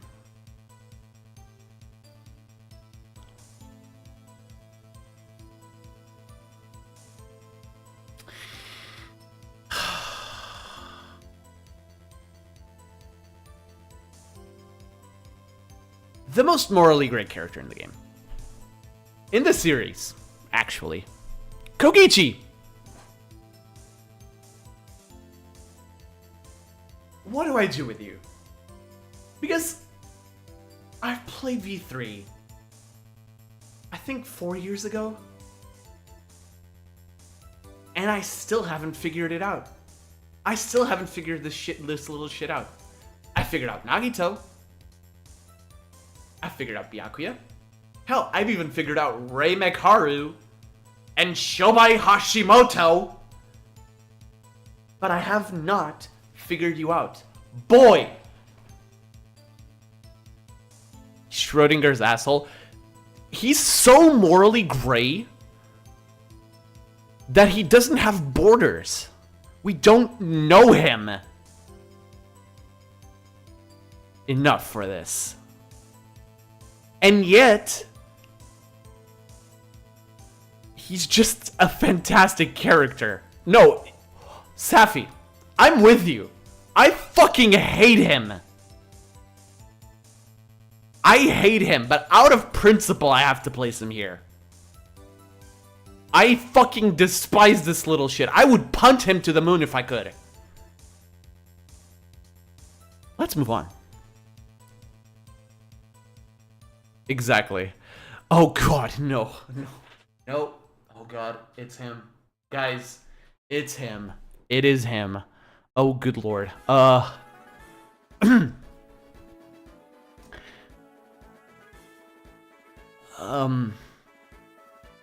do I do this without either blemishing myself or getting caught in the crosshairs of a lot of people?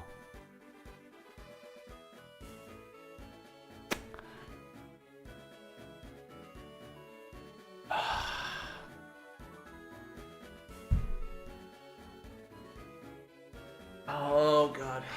Okay. Ultimate Anthropologist is one of the coolest talents I've ever seen. Straight up.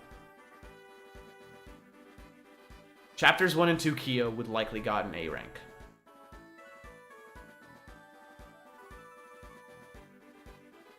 But we all know what happened. We all understand what happened in Chapter 3. Character assassination in Chapter 3 is real. Celeste, Mikan, and Korekio.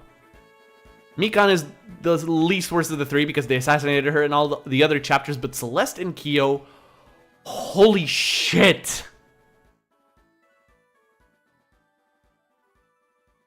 Yes, Celeste is defensible, but it's still dumb. Kyo, what the fuck?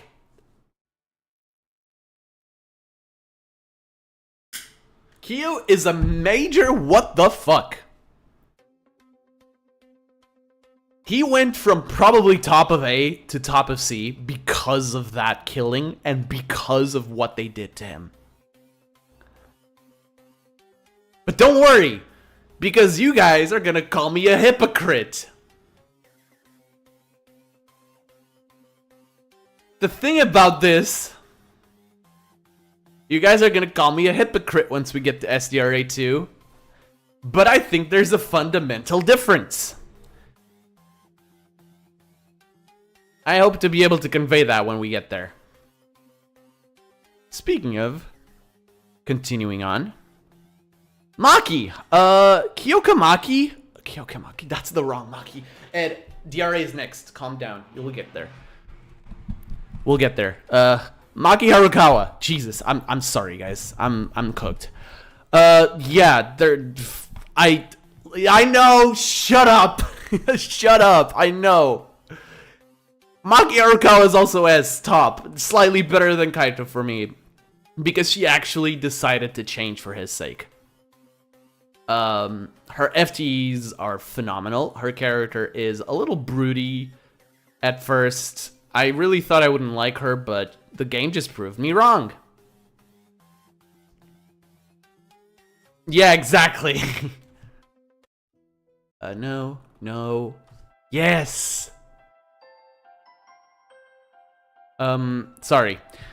Maki is a great character. I just love almost everything about it. Her backstory, the way she handled herself now, the way she really dislikes killing despite being an assassin. The way she despises Kokichi. Dap me up, Maki. Dap me up. Are you gonna looking to react to more Fangen soon? Maybe. Crocs is in my sights. I really want to see that one because it has characters that weren't very utilized in the canon games, and I want to see where it takes them. And also because I saw Mahiru's there, and I need more Mahiru content. Please? Let her live. Okay. Kanade is arguably even more unrealistic, but with her sister, whose name I somehow... Hibiki? How did... What? What? Okay. Yeah, Maki's good. Moving on. Can I go back to Maki? I really don't want to talk about the next one. Can I just keep justifying why Maki is S? I really, really, really don't want to talk about the next one.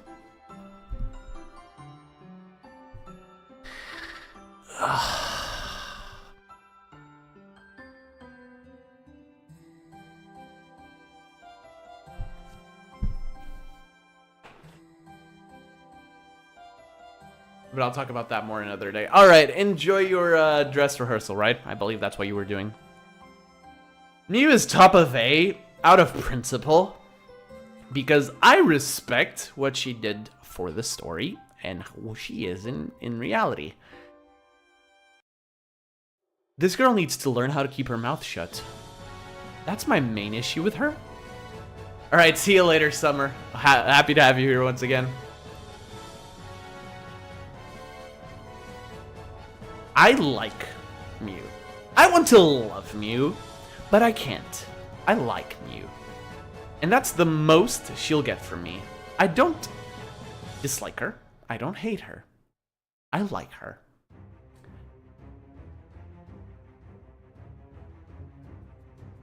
I don't know what else to say. I think people often don't see the full scope of Miu's character, which is a disservice, which is why I like her and not love her. But she kind of tried to do all on her own, and even though her goal was to kill Kokichi, she kind of fucked up. People like Miu more than other is because you can see that she is more than haha. Yeah, exactly. No, exactly. But the stunt she tried to pull in Chapter 4, I don't like it. Next. Ooh, Rantaro. That one's good. I'm gonna put Rantaro above Byakuya but behind Hiyoko. Very little screen time. His FTEs are good. I don't dislike them. Rantaro is my favorite Chapter 1 victim, I think. No, he's not. Sorry. Sayaka. Sayaka Maizono took that spot. Earlier it was Rantaro. I mean, I think he's Ultimate Traveler and Ultimate Survivor, right? So, two interesting talents that he had to be killed off immediately at the start of V3. I understand the why.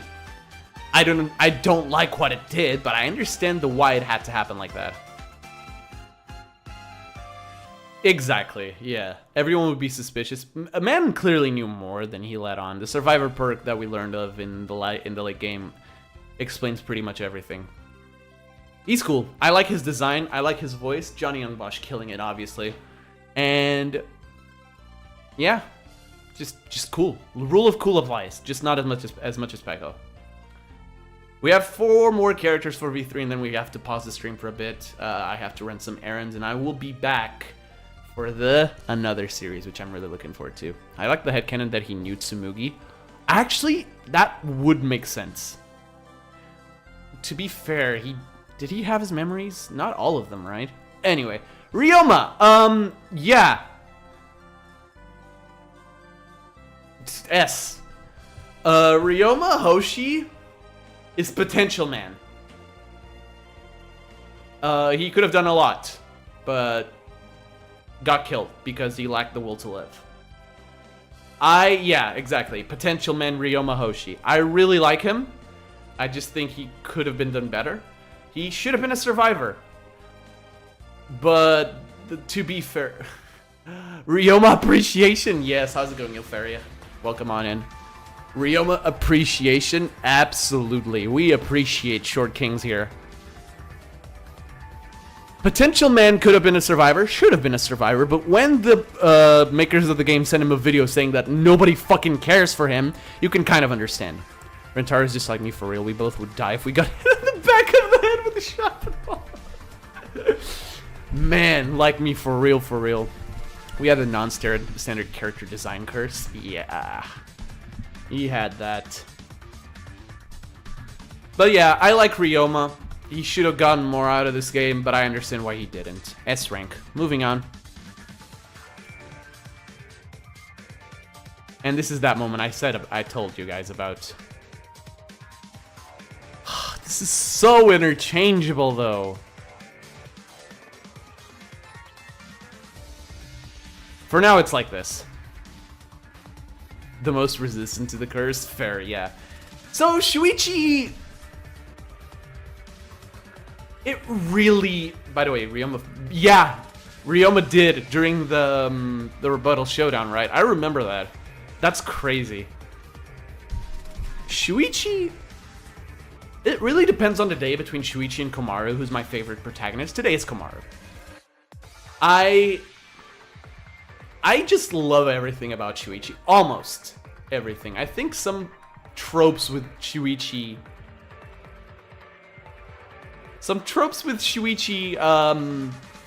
didn't land right with me. Not to say they're bad, just that they didn't land at the time. Which, fair game, I guess. But his character growth and that last rebuttal showdown in the game, as well as like refusing to vote,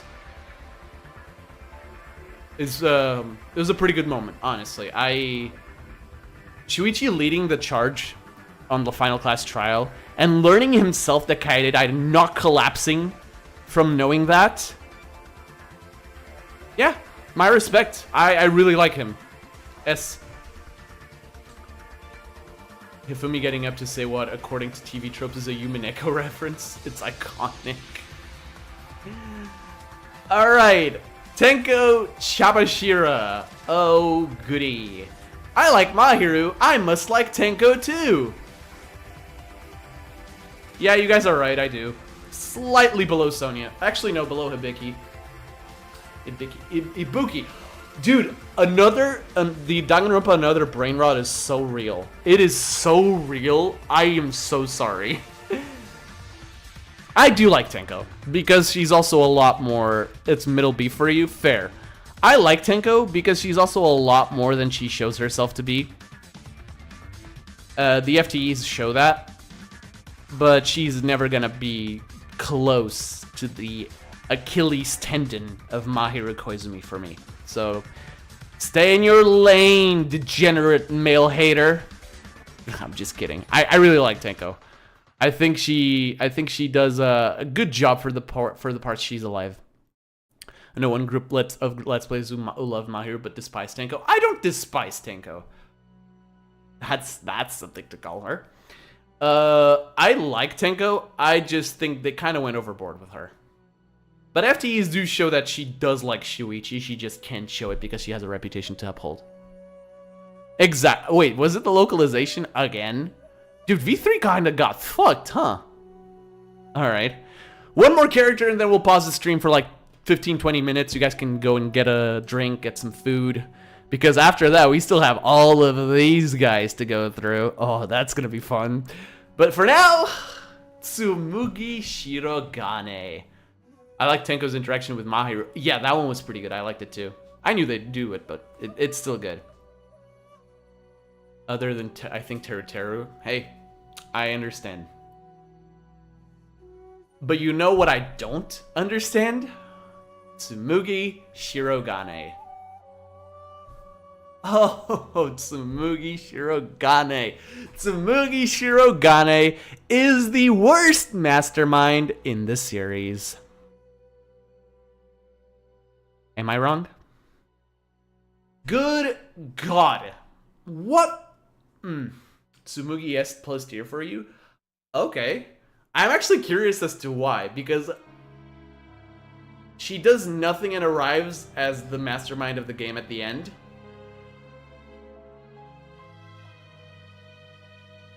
I do kind of... Okay, I always liked her more than Junko. I don't! Because... Here's the thing. I love V3's ending. Personal preference, fair enough. I love V3's ending. I love the...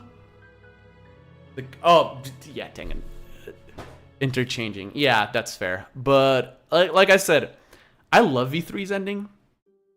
Exactly. She could have been so good. I love the concept of a big corporation organizing death games for the entertainment of the people. And having others watch it. And having, like, the representative be one of the ultimates is genius. But Tsumugi could have been better, should have been better, and honestly insults me that she wasn't better. I feel like Tsumugi is what makes the ending so good. I don't disagree. I like that she cosplays as other characters from the series. But I think that it's the other characters that make the ending good. She's just really good at mimicking them. Ultimate cosplayer and all, you know. Ultimate real fiction is a fantastic concept. I just wish Tsumugi had better moments before the ending. Yeah. That's my sole complaint, and it extends to any chapter that wasn't 6. Tsumugi kind of just existed. Which I guess kind of made part of the whole I'm the mastermind but I'm hidden thing. I always saw Junko as more of a game setter. That's the thing! For me, it's exactly the other way around. Junko is more mastermindy than Tsumugi for me, because Junko had full control of the situation and fucked around with the others. Tsumugi just had full control of the situation. The only time she remotely did something, Game Master, no, that's fair. The only time that Tsumugi fucked around with everyone was when she killed Rentaro and blamed it on Kaede. Everywhere else, the game kind of just followed the path she set on. That's it. But yeah, that's my opinion. Now, I will pause the stream for a bit, let the music play. Like she kept saying, oh, I'm still playing. Yep, I'm so normal, just plain old Tsumugi here. And then we were supposed to be surprised. Exactly. Alright, I'm going to pause the stream. I'll be back in 15-20 minutes. Like I said, go grab yourselves a drink, a bit of food.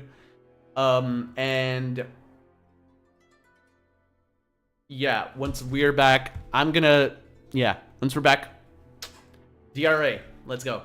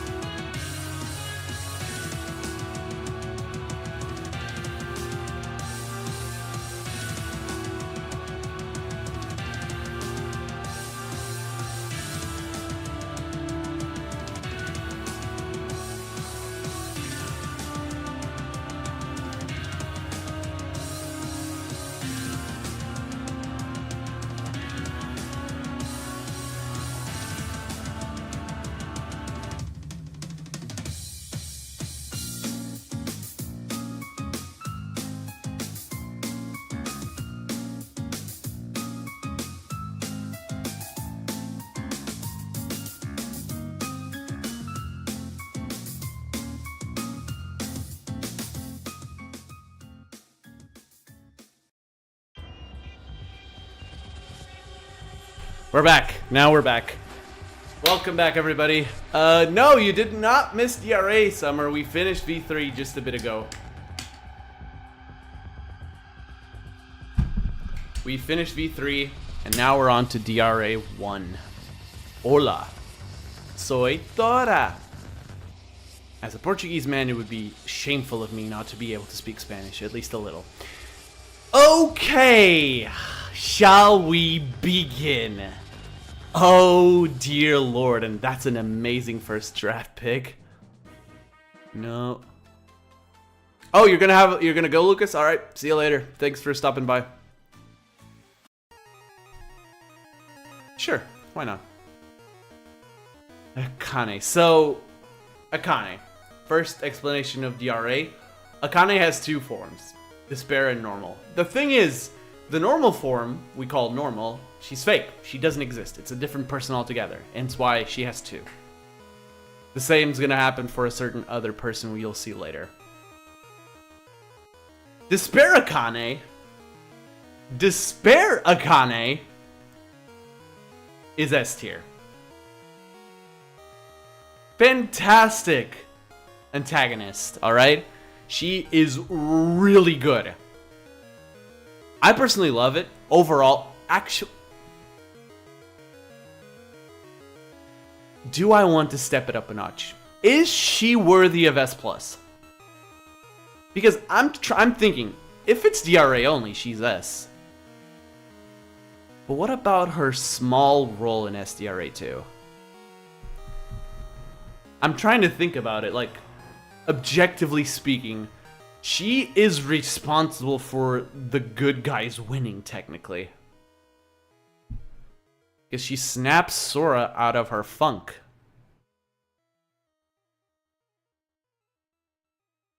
Yeah, I think it is. I think Akane is S+, bottom of S+, but S+ nonetheless. Yeah, I think Akane is worthy of this spot.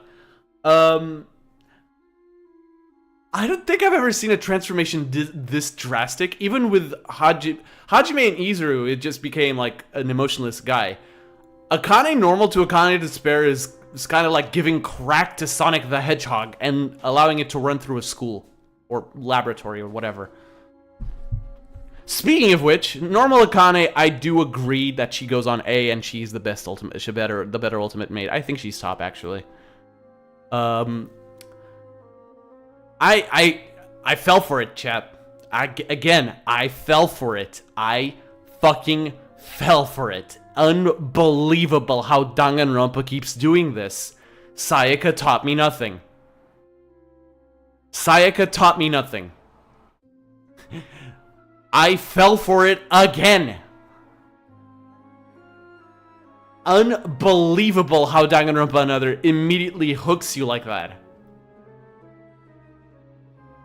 Regular Akane is one of the sweetest characters that exists in the series, canon and otherwise. A maid that isn't also the president, F tier, completely unrealistic. Dude, that's foul. That's fucking foul, dude.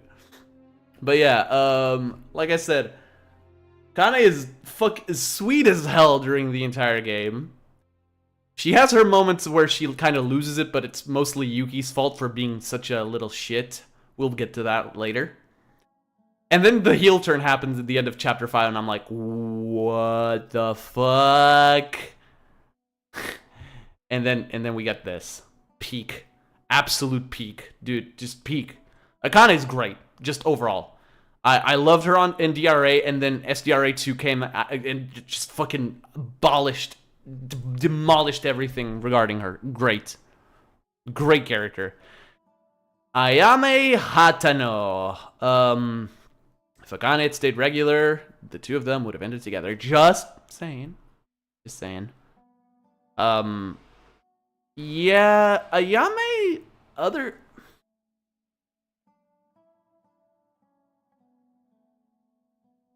I think she goes below Byakuya. I like Ayame a lot. But she's only really, like, majorly present within Chapter 2. She has her moments. Don't doubt that. Like, IF, DRA IF, Ayame kind of bumps her up to probably S. Ayame is great, but outside of her relations with Akane. Exactly. There it is. Exactly. I think she's like a stoic character done right. Stoic character done right, she needed a little bit more to work with, but what she did with what she was given was great. I really like Ayame. Next. Just checking something really quickly, sorry. That's FF16. As most early characters do. Yeah, we'll talk about that when we get there.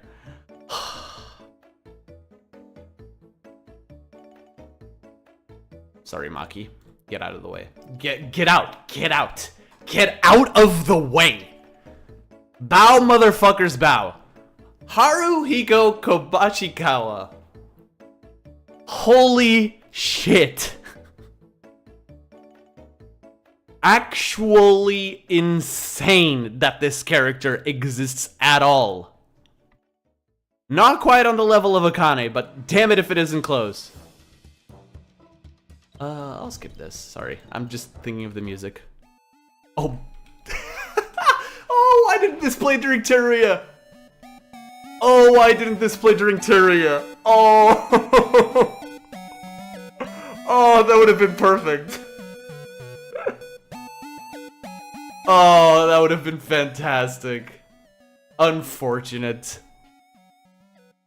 Okay, he's what Kazuichi should have been. Facts. Yes, Haru is great. Just ball of positivity. Him and you know who we'll get to again, peaks of example of amazing characters who are absolute joys. Yeah, we're getting there. We're getting there. We're getting there. Okay. This is the Fair collection. Nope. No. Oh. Perfect. Haruhiko and that other someone Summer was talking about probably have the best send-offs in the series. Am I wrong in assuming that? At least involving just canon and DRA, SDRA2. Am I wrong? I mean, they kind of got rivaled by the ending of SDRA2 in my opinion, but they're close at least. Yeah, such a bro. There's nobody more bro than this guy. Nobody more bro than this guy. Mondo is the only one that kind of gets close to it, but no. Haruhiko is just on another level. More than deserved, top of S tier right now. Oh shit. Are you kidding me? Are you actually kidding me? My favorite Danganronpa chapter period. I can understand it. It is probably my favorite as well. Oh, dude, are you kidding me? Look at the next three. This is unreal shit. There's no way this... Oh, this is alphabetical order, by the way. Kakeru is interesting. I like the personality switches he has during the trials, but he's like... He's sort of like Gonta, if Gonta wasn't butchered in localization. He doesn't speak in third person, he's smart, he suffers from less screen time syndrome, yes. I will put him above Gonta though, and below NG, slightly below NG. I think that's right. Maybe? No, that's correct. I think has acknowledged that before. Kakeru is fantastic, and something about a later character that we'll see, because yes, the 6.5 characters are here in case you haven't noticed. We will talk about a character that made me like Kakeru a lot more. So far we've done Akane, Haruhiko, Ayame, and Kakeru, yeah.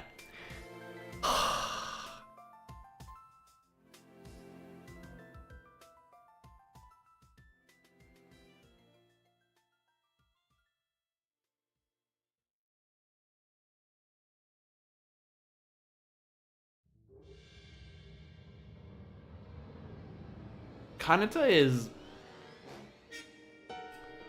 is special to me. I don't think...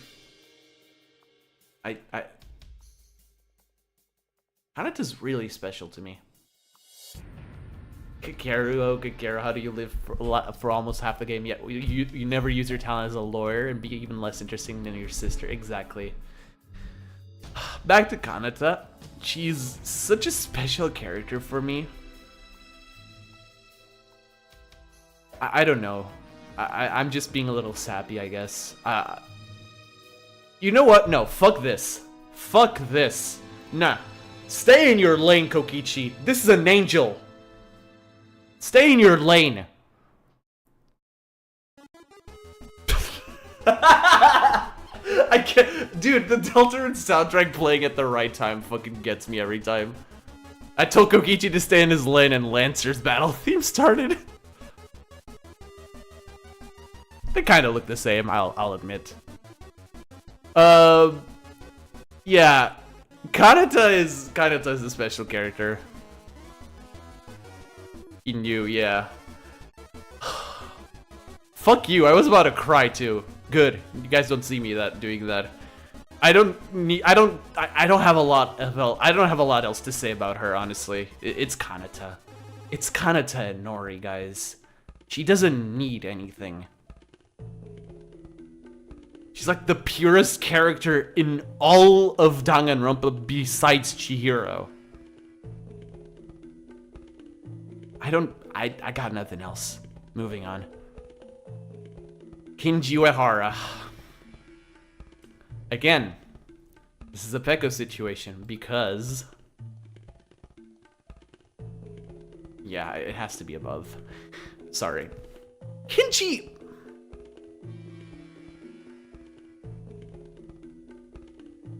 I respect Kinji. I really do. Yes, he could have just killed one person, but... he could have just killed one person. But... he did two things that I cannot hate him for. He had a good motive. And he's the first person to successfully challenge Kinjo's ideology. Exactly. He was the first student to successfully challenge Tsurugi Kinjo's ideology and made him question things.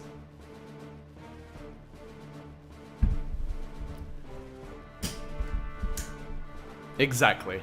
But again, why two? A single life was enough. He could have left Kanata alive. He killed Kakeru first. He could have left Kanata alive, but he couldn't because Kanata would wake up and see what happened. He could have moved her elsewhere, but nope. And then Monokuma said, screw you, because they're already dead. Kinji got an ending he didn't deserve, but he went out with a bang. I actually really liked Kinji in the end. I can't hate him. I can't. And then, oh god. Starry-eyed Kyoka Maki.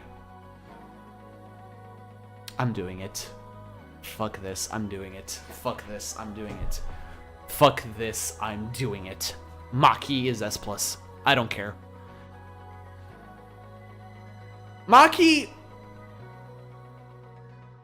Kyoka Maki is such an interesting character. I don't think I can play this. I love that song, but I don't think I can play this on YouTube. I can't get away with it like I do on Twitch. Yeah. It's easy to forget. Without Maki, the game just doesn't happen because they all die. Probably not because Utsuro is there, but still. She saved their lives countless times. And she hates using her talent. She's a pacifist. She's a hopeless romantic pacifist. That happens to be the ultimate sniper. Yeah, just a girl who likes girly things and also single-handedly massacred 90% of all the Monokumas in the facility. She was the last one to fall. You know, there's a reason why she died first, and I understood it once I did Chapter 0. There was a reason she died first. Lineage was afraid of having her live enough to see the weapon bunker. We'll get to him. We'll get to him. Oh god. Kizuna. Kizuna. She was too OP, I agree, yeah.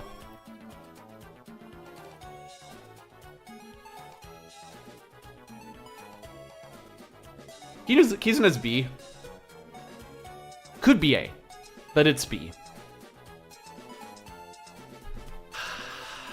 I want to like you, Kizuna. Really, I do. I really want to like you. And I kind of do. Exactly. I want to like her. I want to. But I can't. You do a lot of stuff that's just not justifiable. The death of Chapter 2 happens because you want to kill. Unfortunately, you try to kill the one person with Divine Luck. Well, one of the two people. If you think about it logically, they both have it at that point. It doesn't matter, though. I will never defend the crap she does. I understand. Because I couldn't do it either if I liked her. I want to like you, Kizuna. But you don't let me. So I won't. Next.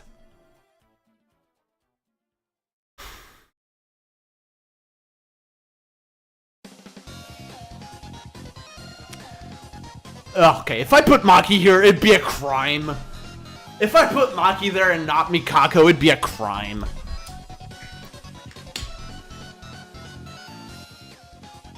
Shall be pardoned, fair enough. Ayame is a good character, I like it. I know, right? Mikako Kurokawa. Trauma, abuse. If she succeeded in convincing Akane to kill Yuki, I think both of them would have died. Because Akane would have backed out at the last second. Divine Luck just wouldn't allow that to happen. We both know it. Yeah, Divine Luck just wouldn't allow that to happen. Trauma, abuse.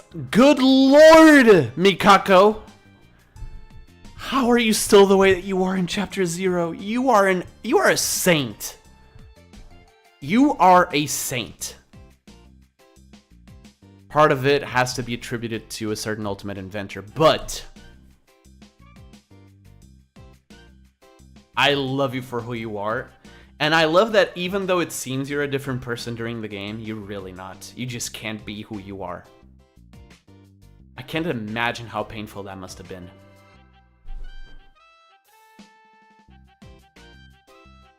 You're in heaven now, for sure. I hope Yamato is not too annoying of a roommate.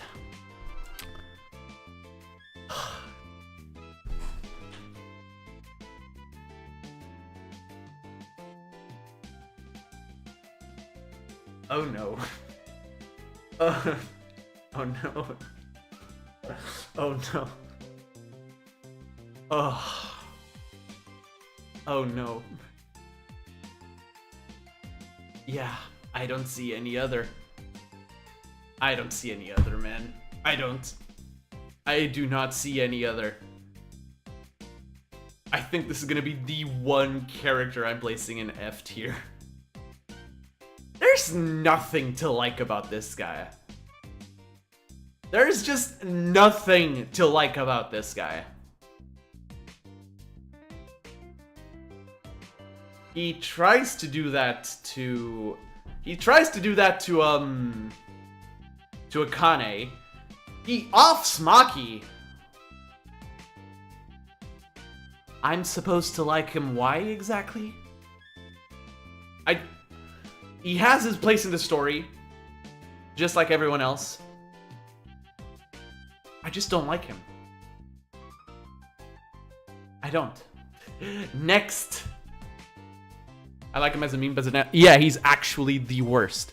Not even as, yeah, it's greed. It's Celeste taken to 11. Rei Mekaru. Rei Mekaru.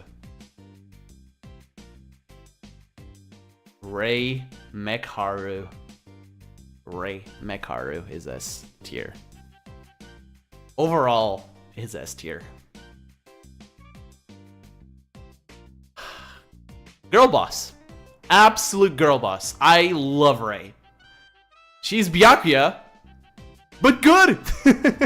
I'm just kidding. I like both of them.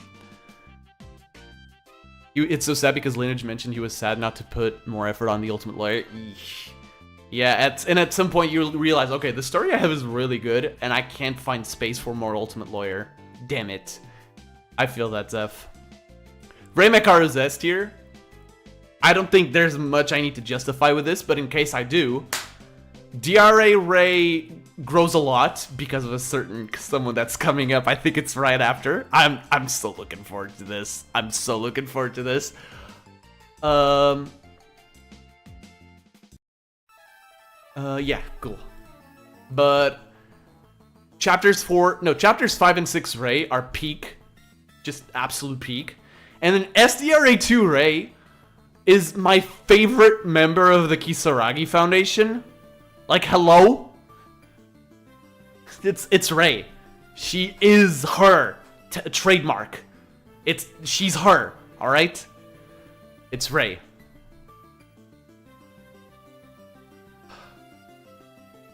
This needs a special track. This does need a special track. Give me a second. I will find it.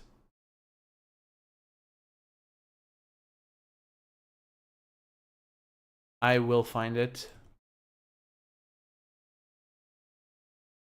Pretty sure, hold up.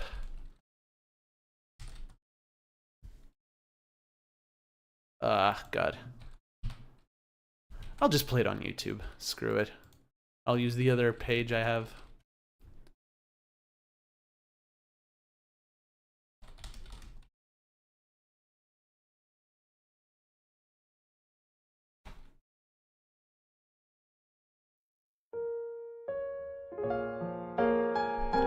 It's peaking.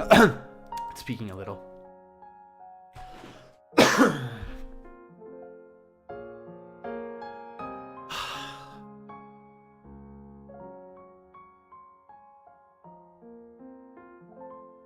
It's not often. It's not often, really, that I look at a character and go like, yeah. I mean, it is often, but this is a different kind of yet.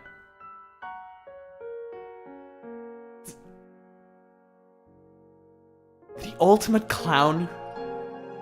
Really? Really, Lineage? The ultimate clown makes me cry? Aren't clowns supposed to be the opposite? Aren't they supposed to make you laugh? Well, she does!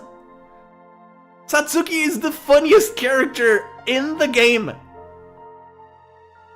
Besides maybe Haruhiko. Hey, guess who she ends up with? Or should've. Lineage, you are evil. You drew them kissing. They loved each other, man. And you made them kill each other.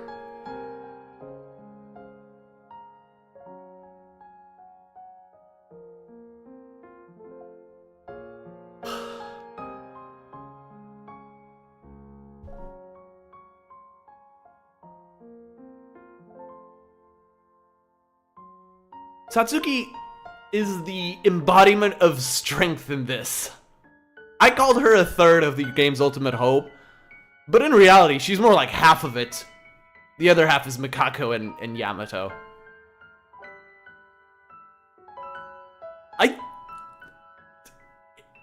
It's Satsuki, guys. It's Satsuki. The clown. Nuh-uh, she's not the clown. We are the clowns. We're the clowns, guys. Because we grew attached to her. We're the clowns. That is all.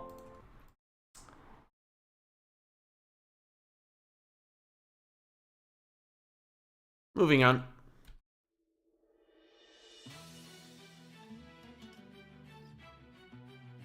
I needed that. Sorry. Yeah, Satsuki is just barely behind Nagito. Oh, Teruya. Where's the Birdly theme when I needed it? Damn it! Works. Works. He's sophisticated. French works. Overall, Teruya kinda peaks. He's also S rank, behind Ray.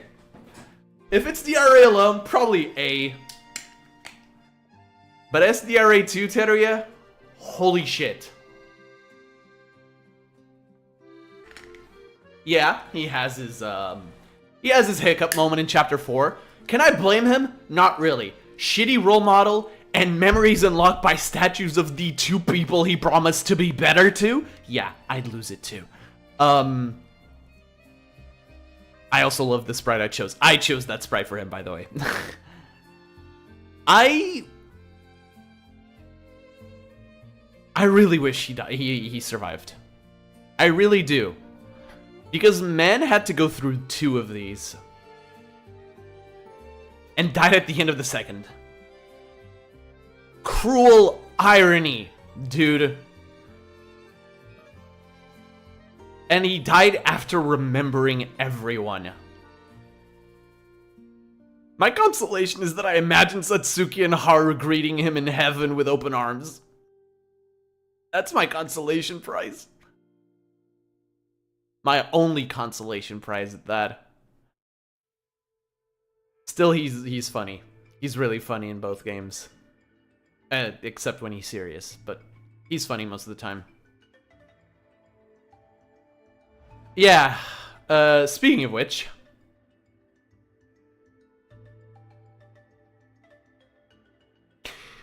Tsurugi Kinjo. They're happily married in Mexico. Yes! Yes, that's such a based headcanon. God, I love it.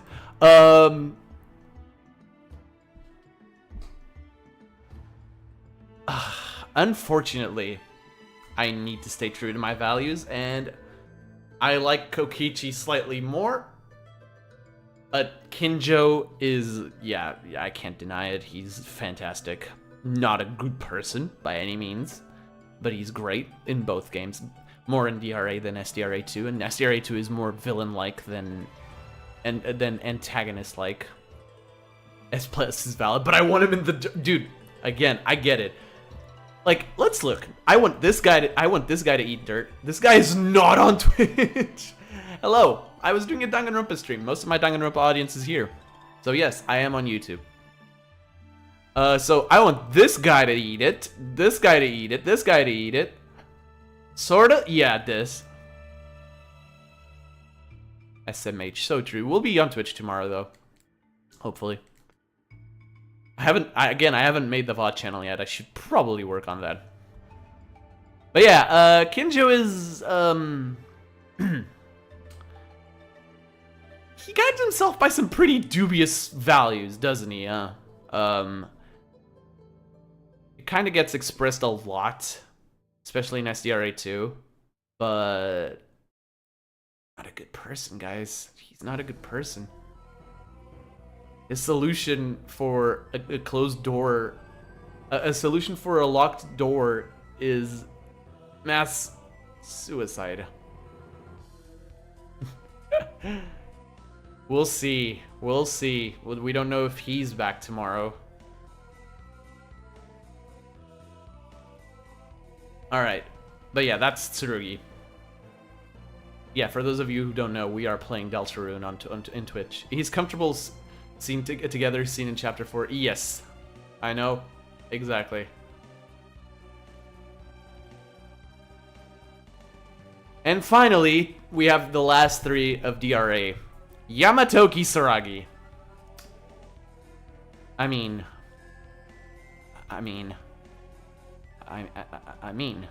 slightly behind Mikako, but still, it's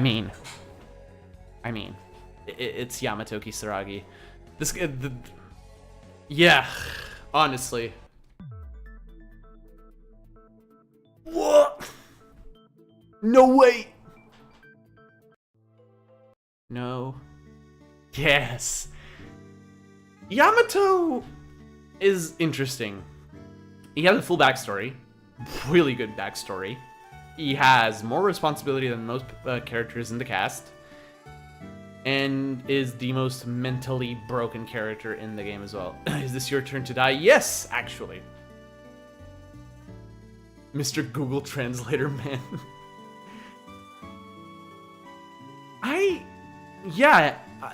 Summer said it best. He's a hero. There's no other way to describe him. He is a hero. A lot of lives were saved because of him. He tried to save everyone, couldn't. But he still saved those he could. So, he's a hero. 4-1, that's wild. So, a bit of a heads up. I did split Yuki from DRA to Yuki from SDRA2 for one reason. I don't think they're quite the same character. So, maybe I'll just put it on dupes. I don't know. I think they're slightly different. There's differences. I think, anyways. I think the Yuki in SDRA2 is a lot more defeatist than the one in DRA1s. They aren't. They're very different. Yeah, exactly. I'd say, as a protagonist level, you're slightly above Makoto. I will put you beneath Genocide Jack. As a character. Look, Yuki in DRA1 is pretty good. I like playing through his eyes, or his sprites. No wonder you haven't... Dude, you didn't see I was live? It shows on Discord, dumbass. Yeah, he's a vessel. Holy shit, Deltarune reference. Deltarune reference. Correct, Utsuro is the main protag. SDRA2 is Yuki's personality. Cough, cough. Brain. Yeah, so this guy is alright. He does a few interesting things, like stopping Kinja from killing himself by simply bullshitting his way to do it. Yeah. So, yeah, also seeing him in a suit was pretty cool, I guess. You're not S+. But you're S. Utsuro is the main character of this. He doesn't know what a faucet is. Yeah, that is true. That was funny. That was very funny. I like Utsuro.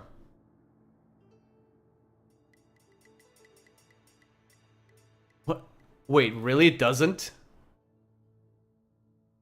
It doesn't show? It shows on my end. Like a purple thing. Your PC is broken. You'll get a new one. Anyway. Utsuro is such an interesting antagonist.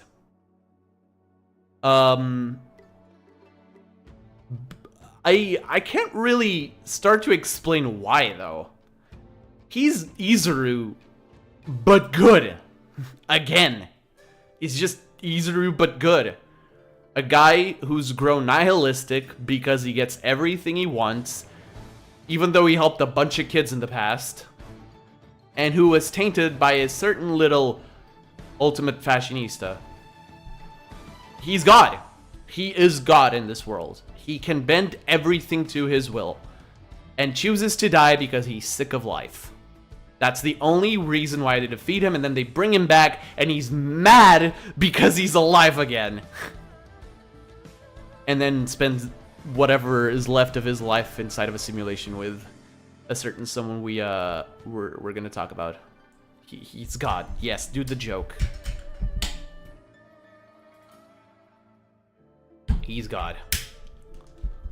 So yeah, that's DRA. Currently in the top we have Nagito. In second we have Satsuki, and in third we have Chihiro. And now, my current favorite DR game. Oh no, absolutely, I agree. Man-child. He's a man-child. That basically is spoiled because he gets everything he wants, and he's like, Man, life's too easy. I don't want to live it anymore. I do understand his backstory, though. The people around him just use him for his luck. I kind of understand. Alright, I was a little unkind to Tsumugi. Sorry. I forgot Yuta was at the bottom. I was a little unkind to Tsumugi.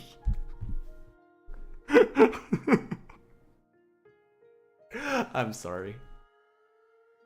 Okay. Oh shit, no! This is wrong! This is wrong! This is wrong! We still have this first.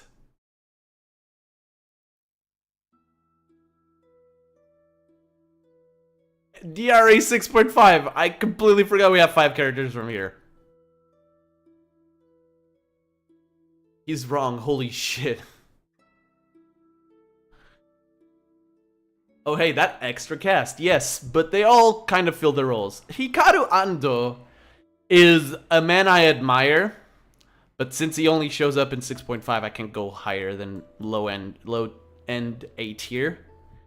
This man saved Kanata's life. I have no other reason for him being this high. Next! I have no other reason for him to be this high. He saved Kanata and Ori's life. That's all I need.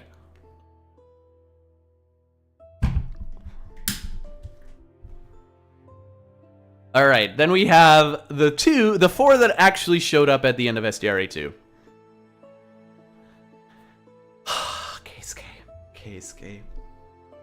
Keisuke.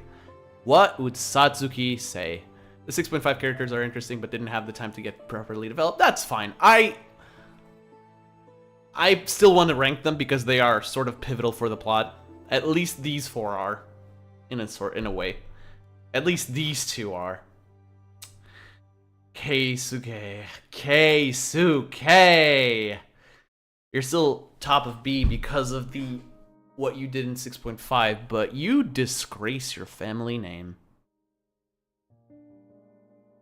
You disgrace your family name by adopting the Kinjo persona. You were ready to shoot down Midori. That's fucking inexcusable, alright? There's no other reason why you're this low. You were ready to shoot her dead, to kill Shobai and Iroha. I'm not forgiving that. I am not. Speaking of, Midori Yamaguchi. She cannot be S tier, but she's certainly A. No, that's not the Midori we're talking about. That Midori can die. This Midori is an angel. Speaking of which, Midori is just below Akane. Regular Akane. I cannot place her... I cannot place her in S tier because she doesn't have a lot of screen time. I love Midori. She is so precious. I'll take the Celeste soundtrack, but a little less, please. She's just a sickly girl who wants to do good things. She's just a good person. Do you realize how rare it is to find a character in Danganronpa where you can point at her or him and you can say, that's just a good person? Guys, this is a fraction of LeGhost hyperfixation. Yeah, you guys, if you guys want my full hyperfixation, follow me on Twitch. Shameless plug. Wait till he does a Pokemon tier list. It duped. And she met Kanata too. Wait, did she? Am I tweaking? When did that happen? Oh, if that happened, she's S. I'm just joking, but I actually didn't know that. Did I miss something? YouTube duped it because I'm right. Yeah, I'm gonna do a tier list of all 1,000 of something Pokemon. Nah. But yeah, I think Midori is Midori is good. Midori is a good person. Again, you can't... There are very few characters where you look at them and just say, yeah. Oh, trainers. Oh, yeah. I might be tweaking, yeah. Alright, let's move on for the next. Minako! Oh! Youngster Kevin? Minako! You are a much better person than your daughter. Oh, that's fair. You are a much, much better person than your daughter. I'm gonna put you right behind Makoto. Yeah, you're right. She probably met... Yeah, you're actually right. Minako is interesting. We like older women. So true.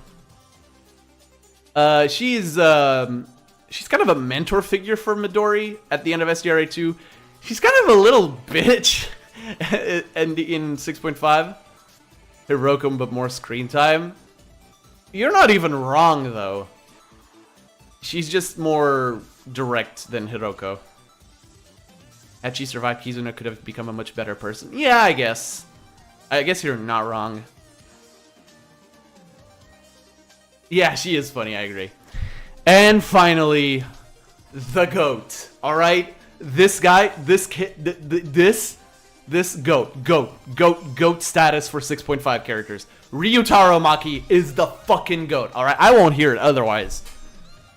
The only blemish for him is that he's a Mitch enjoyer, but he's the GOAT. He's the GOAT. He is the GOAT.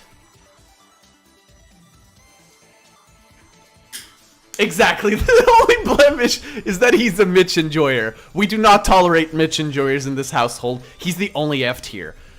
But he's the GOAT. He is the GOAT, and I hope him and Midori have a good life after SDRA2.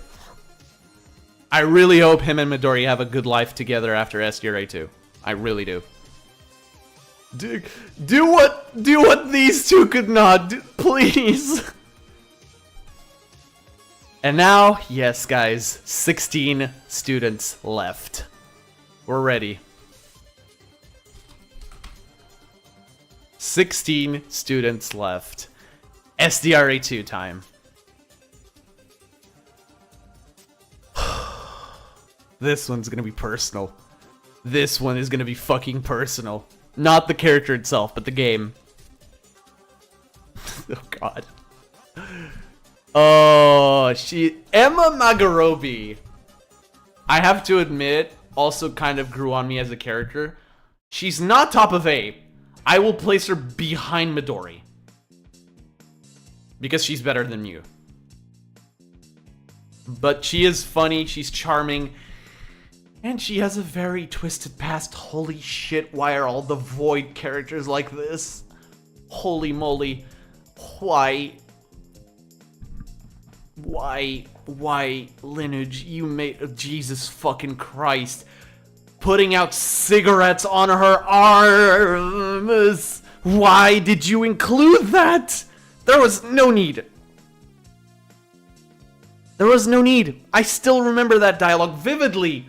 It's like one of the few things I vividly remember about Emma. I like her. She just did something really bad. Next. Oh, look. Another Void. Hajime is likely my least favorite Void, even after the FTEs. I appreciate him a lot more for what he is, but... he's still my least favorite. I find it the least interesting, even after seeing everything he has. Still, though, I am placing him above Ayame. I'm sorry, Zeph. I'm pretty sure he'd win in a 1v1. I'm pretty sure he wins against most of the characters in the DR cast in a 1v1. He sucked out Shinji in a single blow. That's crazy. Actually, there should be like a battle royale of all the fighters in the DR series. So for DR1, that'd be Mukuro, Sakura, and I suppose, I mean, Aoi if you really think about it, but I don't think Aoi would fight. I'm not getting into that right now, though. I'm not. That's a whole other discussion. Hajime is one of the Voids I like the most. He seems to be the most regretful of his actions. I mean, to be fair, he's also the only one who didn't know he was gonna die after doing them. So there's that added caveat. DR cast when Suzy Deltarune shoots. That's cheating. That's cheating. And even so, I don't know if Hajime wouldn't win. Mikan, the ultimate nurse, is next to Ando, the good doctor. Yeah, you're right. Oh, Mikan. I'm so sorry, but you belong there. They did you dirty. Yeah, that's Hajime. Had a horrible condition, wanted to be stronger, got stronger because of divine luck, and now wants to keep it alive. Did a bad thing again. But given who he killed, I'm not too upset. I'm kidding. I'm kidding. We're gonna talk. He's ironically the last character in the list. See, he's the last one. I'm kidding. I am kidding. He's the last character on the list. But we'll talk about him.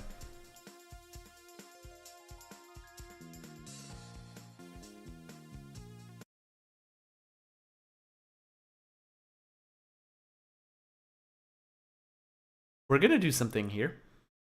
We're gonna do something. Where is it? It's not this one. It's this one. No. I'm trying to find it.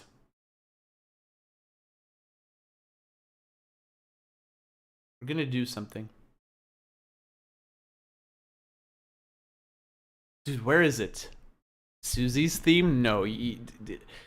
This needs something. Riddle. I think it's this one? No. It's not the Forbidden Playhouse. Give me a second, guys. I don't know if I can open this while I'm streaming, actually. Damn it. Fifth Highland. Maybe I'll just play something else. Who'd win 100 Utsuro-sized Izuru Kamakura? That's such an interesting question, actually. Because wouldn't they just cancel each other out?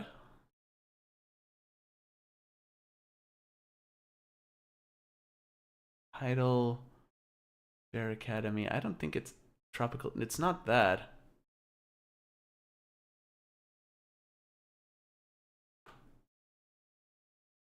Real World. I think it's this. Not exactly. Sorry, guys. I really need you to bear with me for a second. I really need this for the next... Well, not two, but... It's this one. Yes!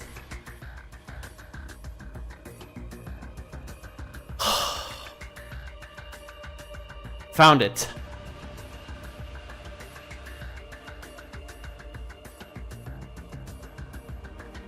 I like Hibiki a lot.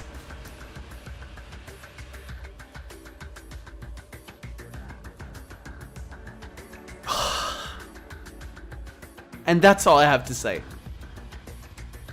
Since Utsuro was shown to transfer his divine luck to Akane, imagine when Izuru size Utsuro versus with 50 divine luck stacked. That's funny. I like Hibiki, and that's all I'm gonna say about it. I'm gonna stop the music for a bit. And back to our regularly scheduled program. Don't click that, please.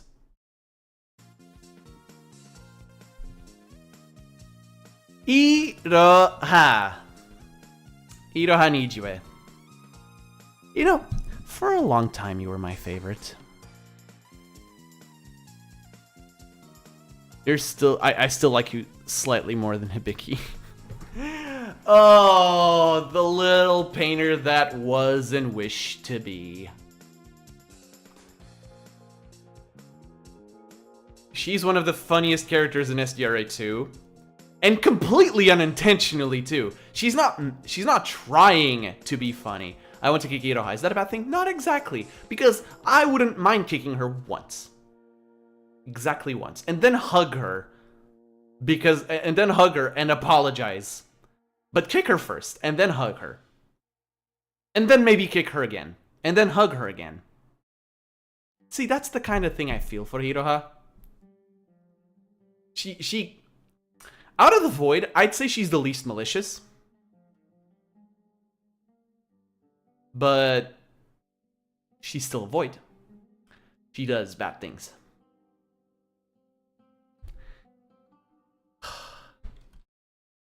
Kick her to the moon. Chat.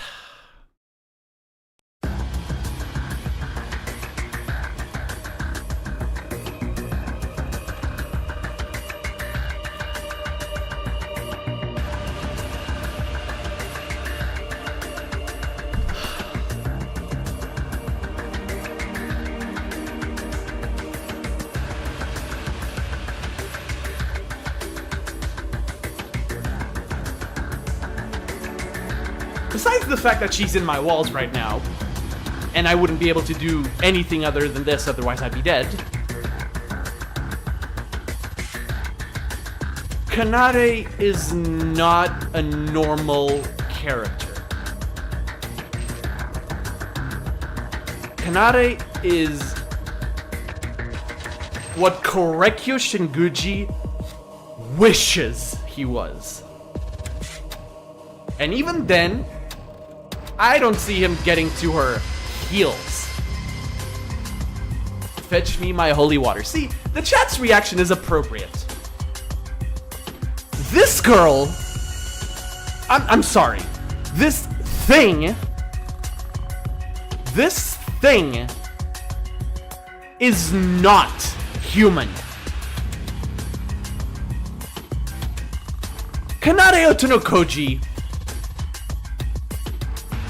is who Satan looks up to for punishment ideas. This girl scars me. I chose her normal sprite on purpose, by the way, because that's who she is. She's a manipulative little shit that to the outside looks like a completely normal person to everyone else, and in the background is casually reprogramming another human being. Hibiki goes through hell. Monica wishes. Monica Toa wishes she could come close to Kanade. I've been saving myself for this the entire stream. I knew SDRA2 was gonna be last. I didn't make this tier on purpose. I knew this was gonna happen.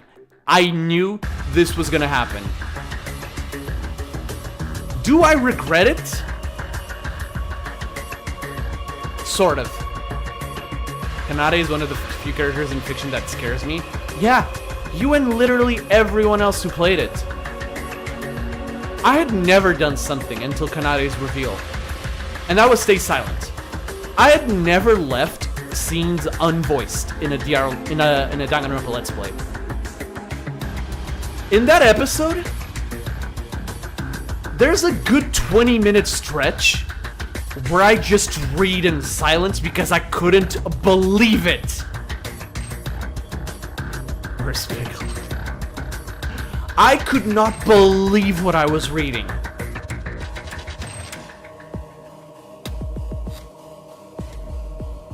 It's Kanade. Just like every other character in S+. Just like Nagito, Satsuki, Chihiro, Kanata. All like those four. The best I can say, it's Kanade. It's Kanade Otonokoji.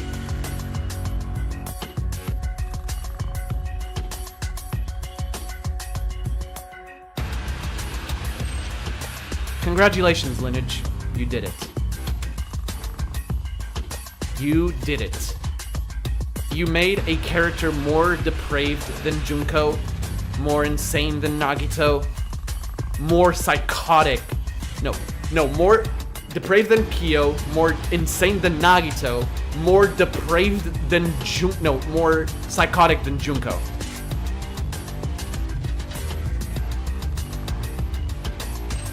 And she has the most innocent appearance in the game.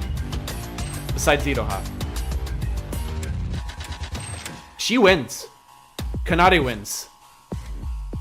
And with that, we close. It's over. Needed to get that out. Congratulations, Psycho. Oh, look who's next. She did win when she died. True.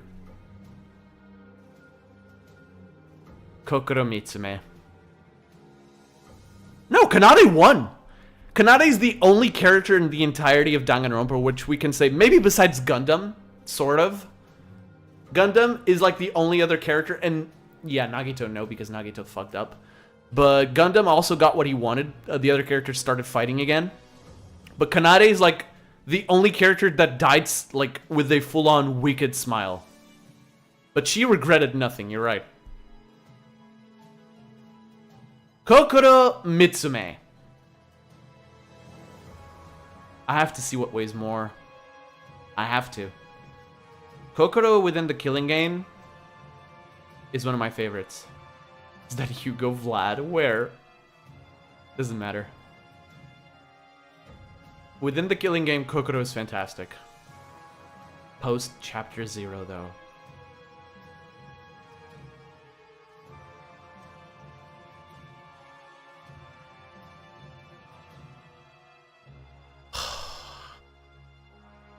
I'll still put her above Emma.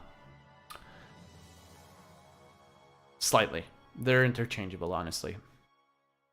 Kokoro Mitsume is such an interesting character. I love her.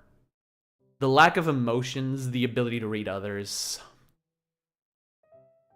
Like Maki, she was killed off for being far too OP. Exactly. Maki was killed for being OP with guns. Kokoro's skill is far more invaluable in a game like this. She can basically mind read people through emotions. That's crazy. That's legitimately crazy. And then we get to Chapter 0. What were you thinking? I know what she was thinking. She didn't have a friend. A friend like Sora or Emma. Someone who she could confide in. Someone who she could grow attached to. She was on her own. And because of that, she never really looked at things in a different perspective. Like, maybe I shouldn't do this. Like, oh, I don't know. Implant a chip in your brand newborn daughter?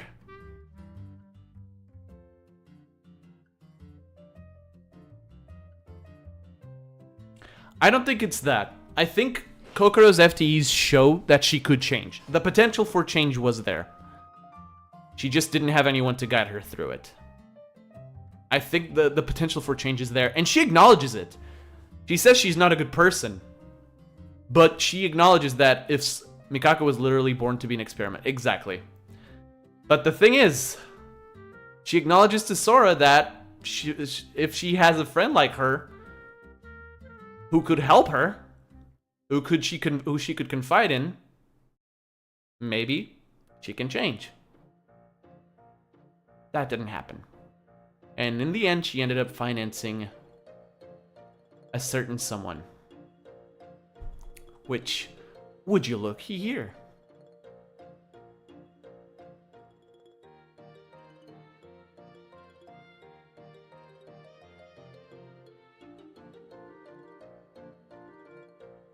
I can't do it.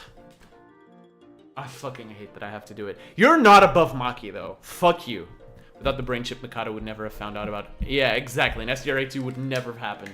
Which means... Kanade would have been out there murdering more people. Is it a net positive? Oh, wait!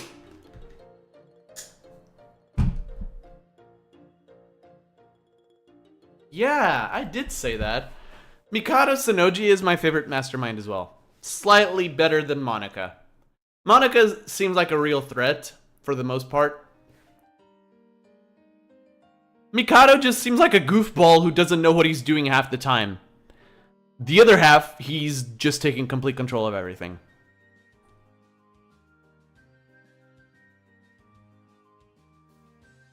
I agree with that placement. Mikado, the GOAT! I wouldn't call him the GOAT.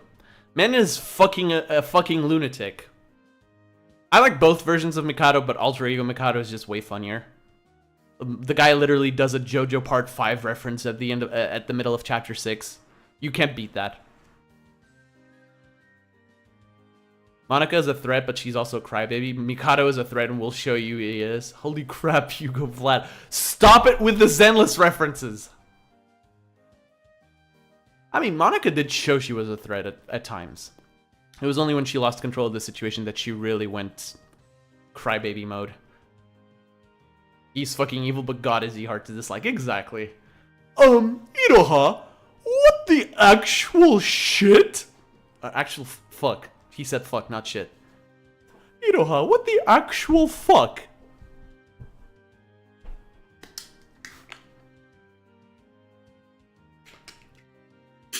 That's like one of my favorite lines in all of Danganronpa. The middle of the trial, he just turns to Hiroha. Hiroha, what the actual fuck? That was fantastic. Great mastermind, funny guy, and competent threat. Man only died because he got overzealous. I love how he acted in the finale like, Kinjo, how are you not dead after the shit down? I have no idea. To be fair, yeah, he doesn't, because he should be dead. Oh god, that part in Chapter 4. Oh, dude, I can't wait for Chapter 3's dub. I haven't seen the others yet because I haven't had the time. Maybe I'll react to them on stream, like, one of the next 2 weekends. That would be fun. Because I love everything in this game. Alright, next void. Nikkei Yumiri. You were supposed to be the most important, and then you got cucked. Still, you are S rank. Mainly because of Chapter 4, yes, but you're also just an enjoyable guy. Most of the time, you're also a bit of a piece of shit. And I'm being gentle, you are a massive piece of shit. Nikkei wants to be the bad guy so badly. He wants to. He's like crying to his dad, it's my turn to be the bad guy! And then his dad turns to him and says, Lamau, I don't like you, die. That's Nikkei. Our favorite pervert and also got executed by famous Rule 17. Nikkei is a bum and should die. Like when Sora kicked him in the nuts. Yeah, deserved. But yeah, like I said, I think the best way to summarize it is Nikkei wants to be the bad guy, Daddy says you can't be the bad guy, and kills him. That's Nikkei Yumiri. He does cool stuff though. He allies with Setsuka, which, fair play, pretty cool. I really liked Setsuka. Speaking of which, I'm pretty... Yes! Oh god, this is such a tough choice. This is such a tough choice. This is such a tough choice, dude. I don't know. Bark, damn. The way he got killed was so petty too. Yeah, you commented on that video saying, I like how Mikado killed him simply with a rule that says, if your name is Nikkei and you're a smelly bum, you die. It's so complicated. I don't know who I like more. I'm sorry. I love Setsuka. You guys know I love Setsuka. But she doesn't surpass Haru for me. She doesn't. She's close to S+, just like Haru is, but not quite there. She doesn't surpass Haru, but she's close. It's Setsuka Chiebukuro. Big sis herself. I feel like I was harsh on her in my top 10, but I think what I said is still right. She could have been S+ if she had more screen time, but instead, she died in Chapter 3.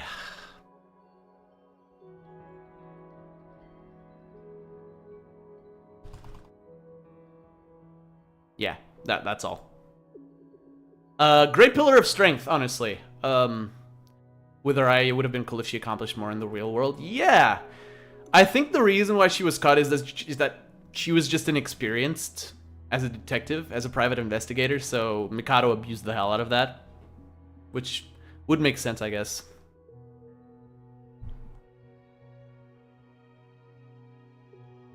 We need another song for this guy. I can't believe almost every SDRA2 character has this. Because this is his theme for me.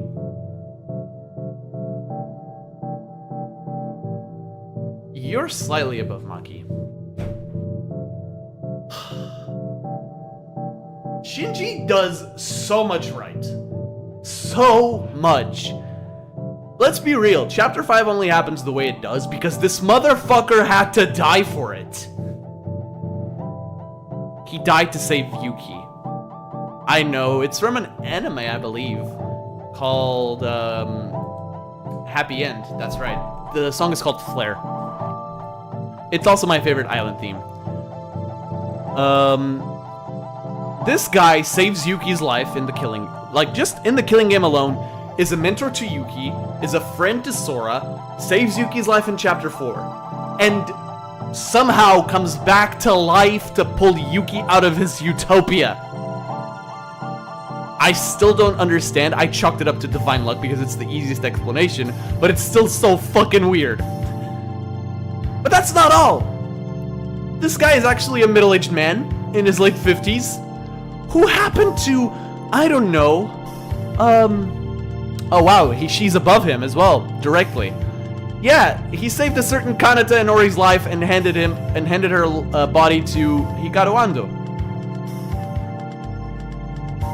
What hasn't this guy done? Alright, see you later, Summer. Yuki's not gonna be S+, you know it. Yuki is not gonna be S+, but Shinji just did so much right, man. So much right. You saw my top 10. You knew this was coming. You knew this was coming, Summer. Alright. We're done with that. Yeah, he deserved a lot more, I agree. Shinji is him. Shinji is him. Just like Mekaru is her, Shinji is him. Make way, folks. Make way, please. Make way. Sora is my favorite protagonist in the series. Sora kicks all sorts of ass. My favorite protagonist, empty. I did that joke in the top 10 too. Dude, that top 10 was so fun to make. I managed to get Zell, which voices Sora in the dub, I'm pretty sure. No, yeah, she voices Sora. I got Zell to voice Akane for like a bit. Not a bit, like the main thing of the video is that it was a trial with each entry being like a chapter transition title. That was so fun. One of the best videos I've ever made, pretty much. Unfortunately, it was before my sprite transition, but it still worked. Yeah, Sora is just Hajime, but on crack somehow. Sora takes no bullshit. Sora just does whatever the flip she wants.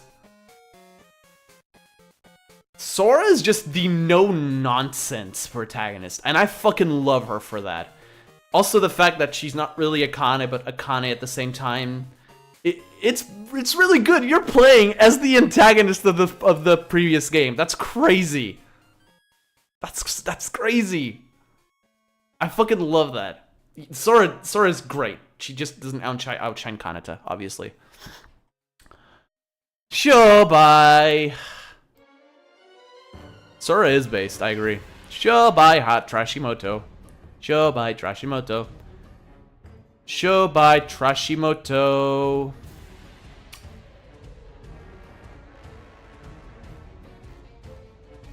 I won't go that far. No. That's your place. You're not better than Sakura. Shobai is literally my favorite character. Well, not here, unfortunately.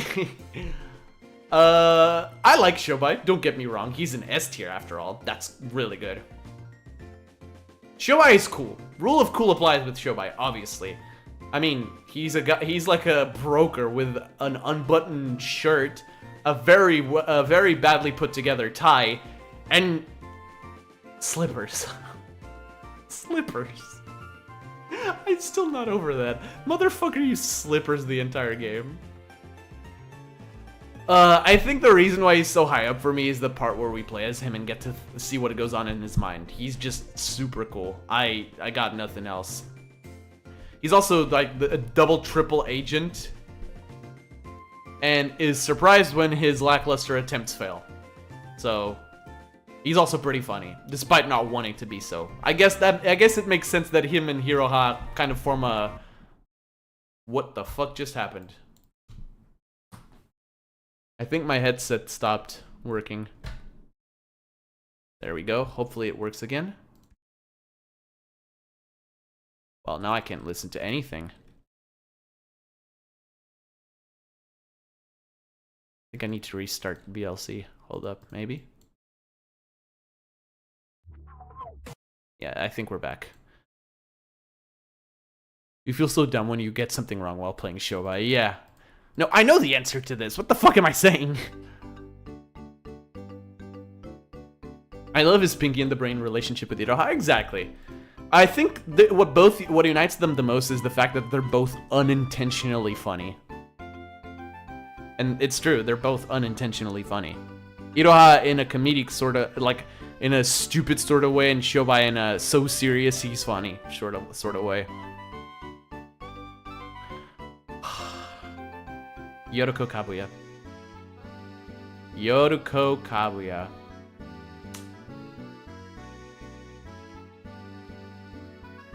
No, she's behind Kaede.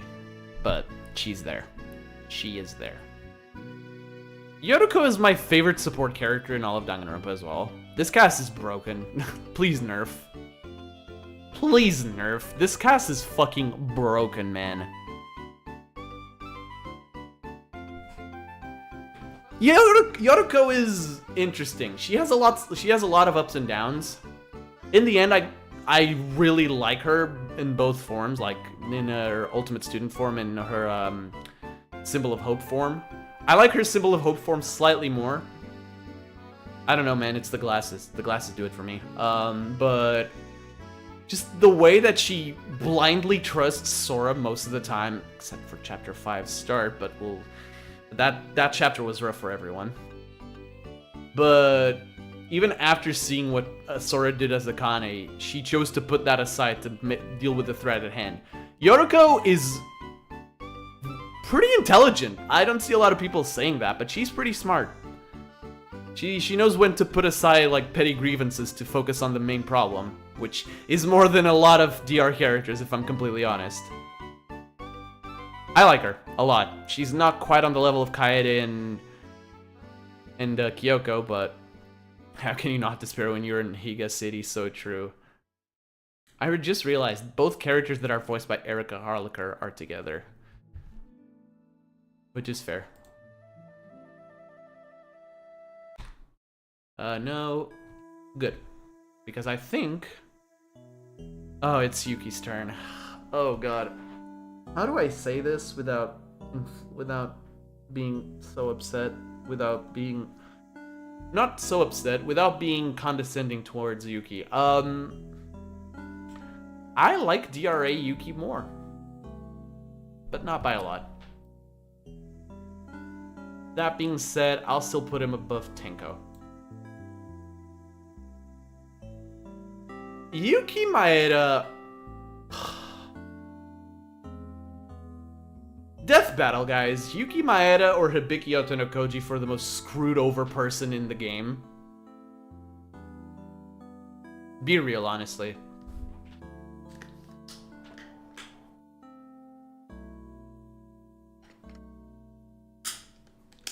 I personally think Yuki wins it because he just happened to be similar to Utsuro, have similar brainwaves to Utsuro.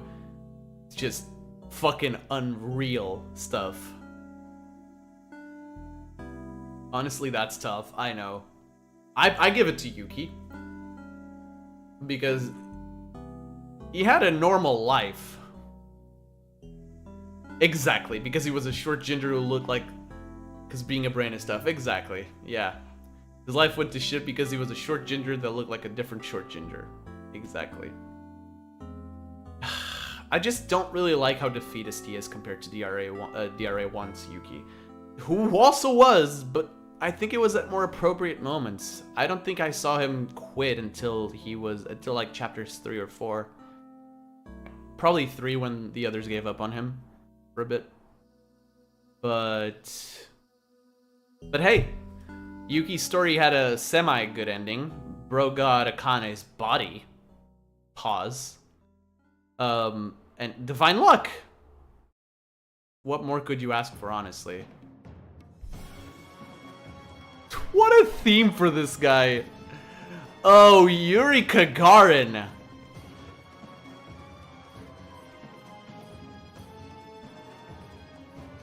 And you're somehow still gonna end up being the lowest ranked SDRA2 character in this list. But you're high-end B tier. Listen, I appreciate... Yeah, it's not bad. I appreciate a lot what Yuri contributed for the games to be possible. Man is essentially responsible for the New World program we see in SDRA2. I also love how buff he got, but his head remained the same, so he had a tiny head in a very big body. It was funny. However, I personally could not stand him in the short time he was alive. I acknowledge that he's important, and maybe if he had survived, he'd be higher. But Lineage himself said he killed him off because he didn't know where to take his character other than from. He's a fantastic first victim. Yes, he got some real cool stuff done in real life. I agree. How can you not like him? I mean, I did place him #1 in my top 10, if you guys remember. But then that party was crashed by this little demon. And so, I think this is accurate. Maybe I'll do a few retouches? I don't think I'd need to, though. Yeah, I don't need to.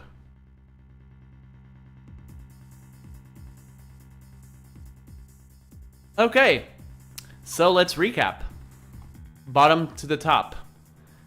Mitsuhiro Higa is our only person in F tier, and I think it's for a good reason. In D tier we have Teruteru Hanamura, Ifumi Yamada, and Haiji Tawa. In C we have Korekyo Shinguji, Hiroko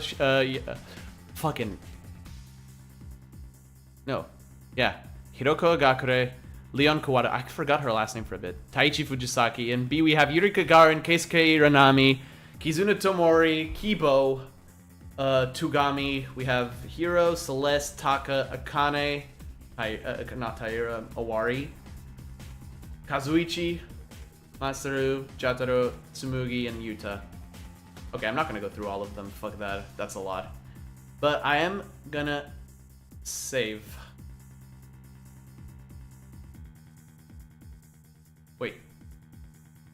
I got cut. It took out a lot of my characters. Bruh. I'll just screenshot it, I guess. Once I get the stream VOD. I got cooked. Kanade is gone. Kanade is gone!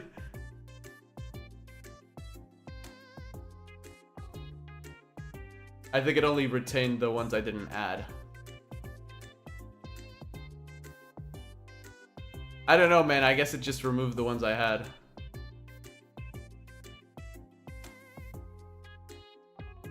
Well, it's on stream. I'll take a screenshot and make like an image edit of it. All of the another cast and the UDG cast as well. But that's fine. So that was the tier list. Maybe if I go back, it doesn't save, I'm pretty sure. At least we're free from Kanade, agreed. But yeah, folks, that is all. Nearly a 4-hour stream. I'm sweating bullets. It's absurdly hot today here. Thank you all for being here. Tomorrow I'll be over on Twitch with Pokemon probably. And either that or Deltarune.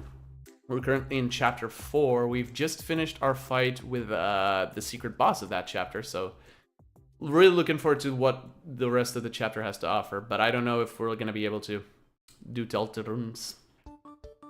But yeah, thank you for watching. I'm gonna go now. I need a break. My voice is actually killing me. So yeah, thank you once again for being here. Oh no, this was hella fun. I was very scared at first, but I had a good time. Hey guys. Peace.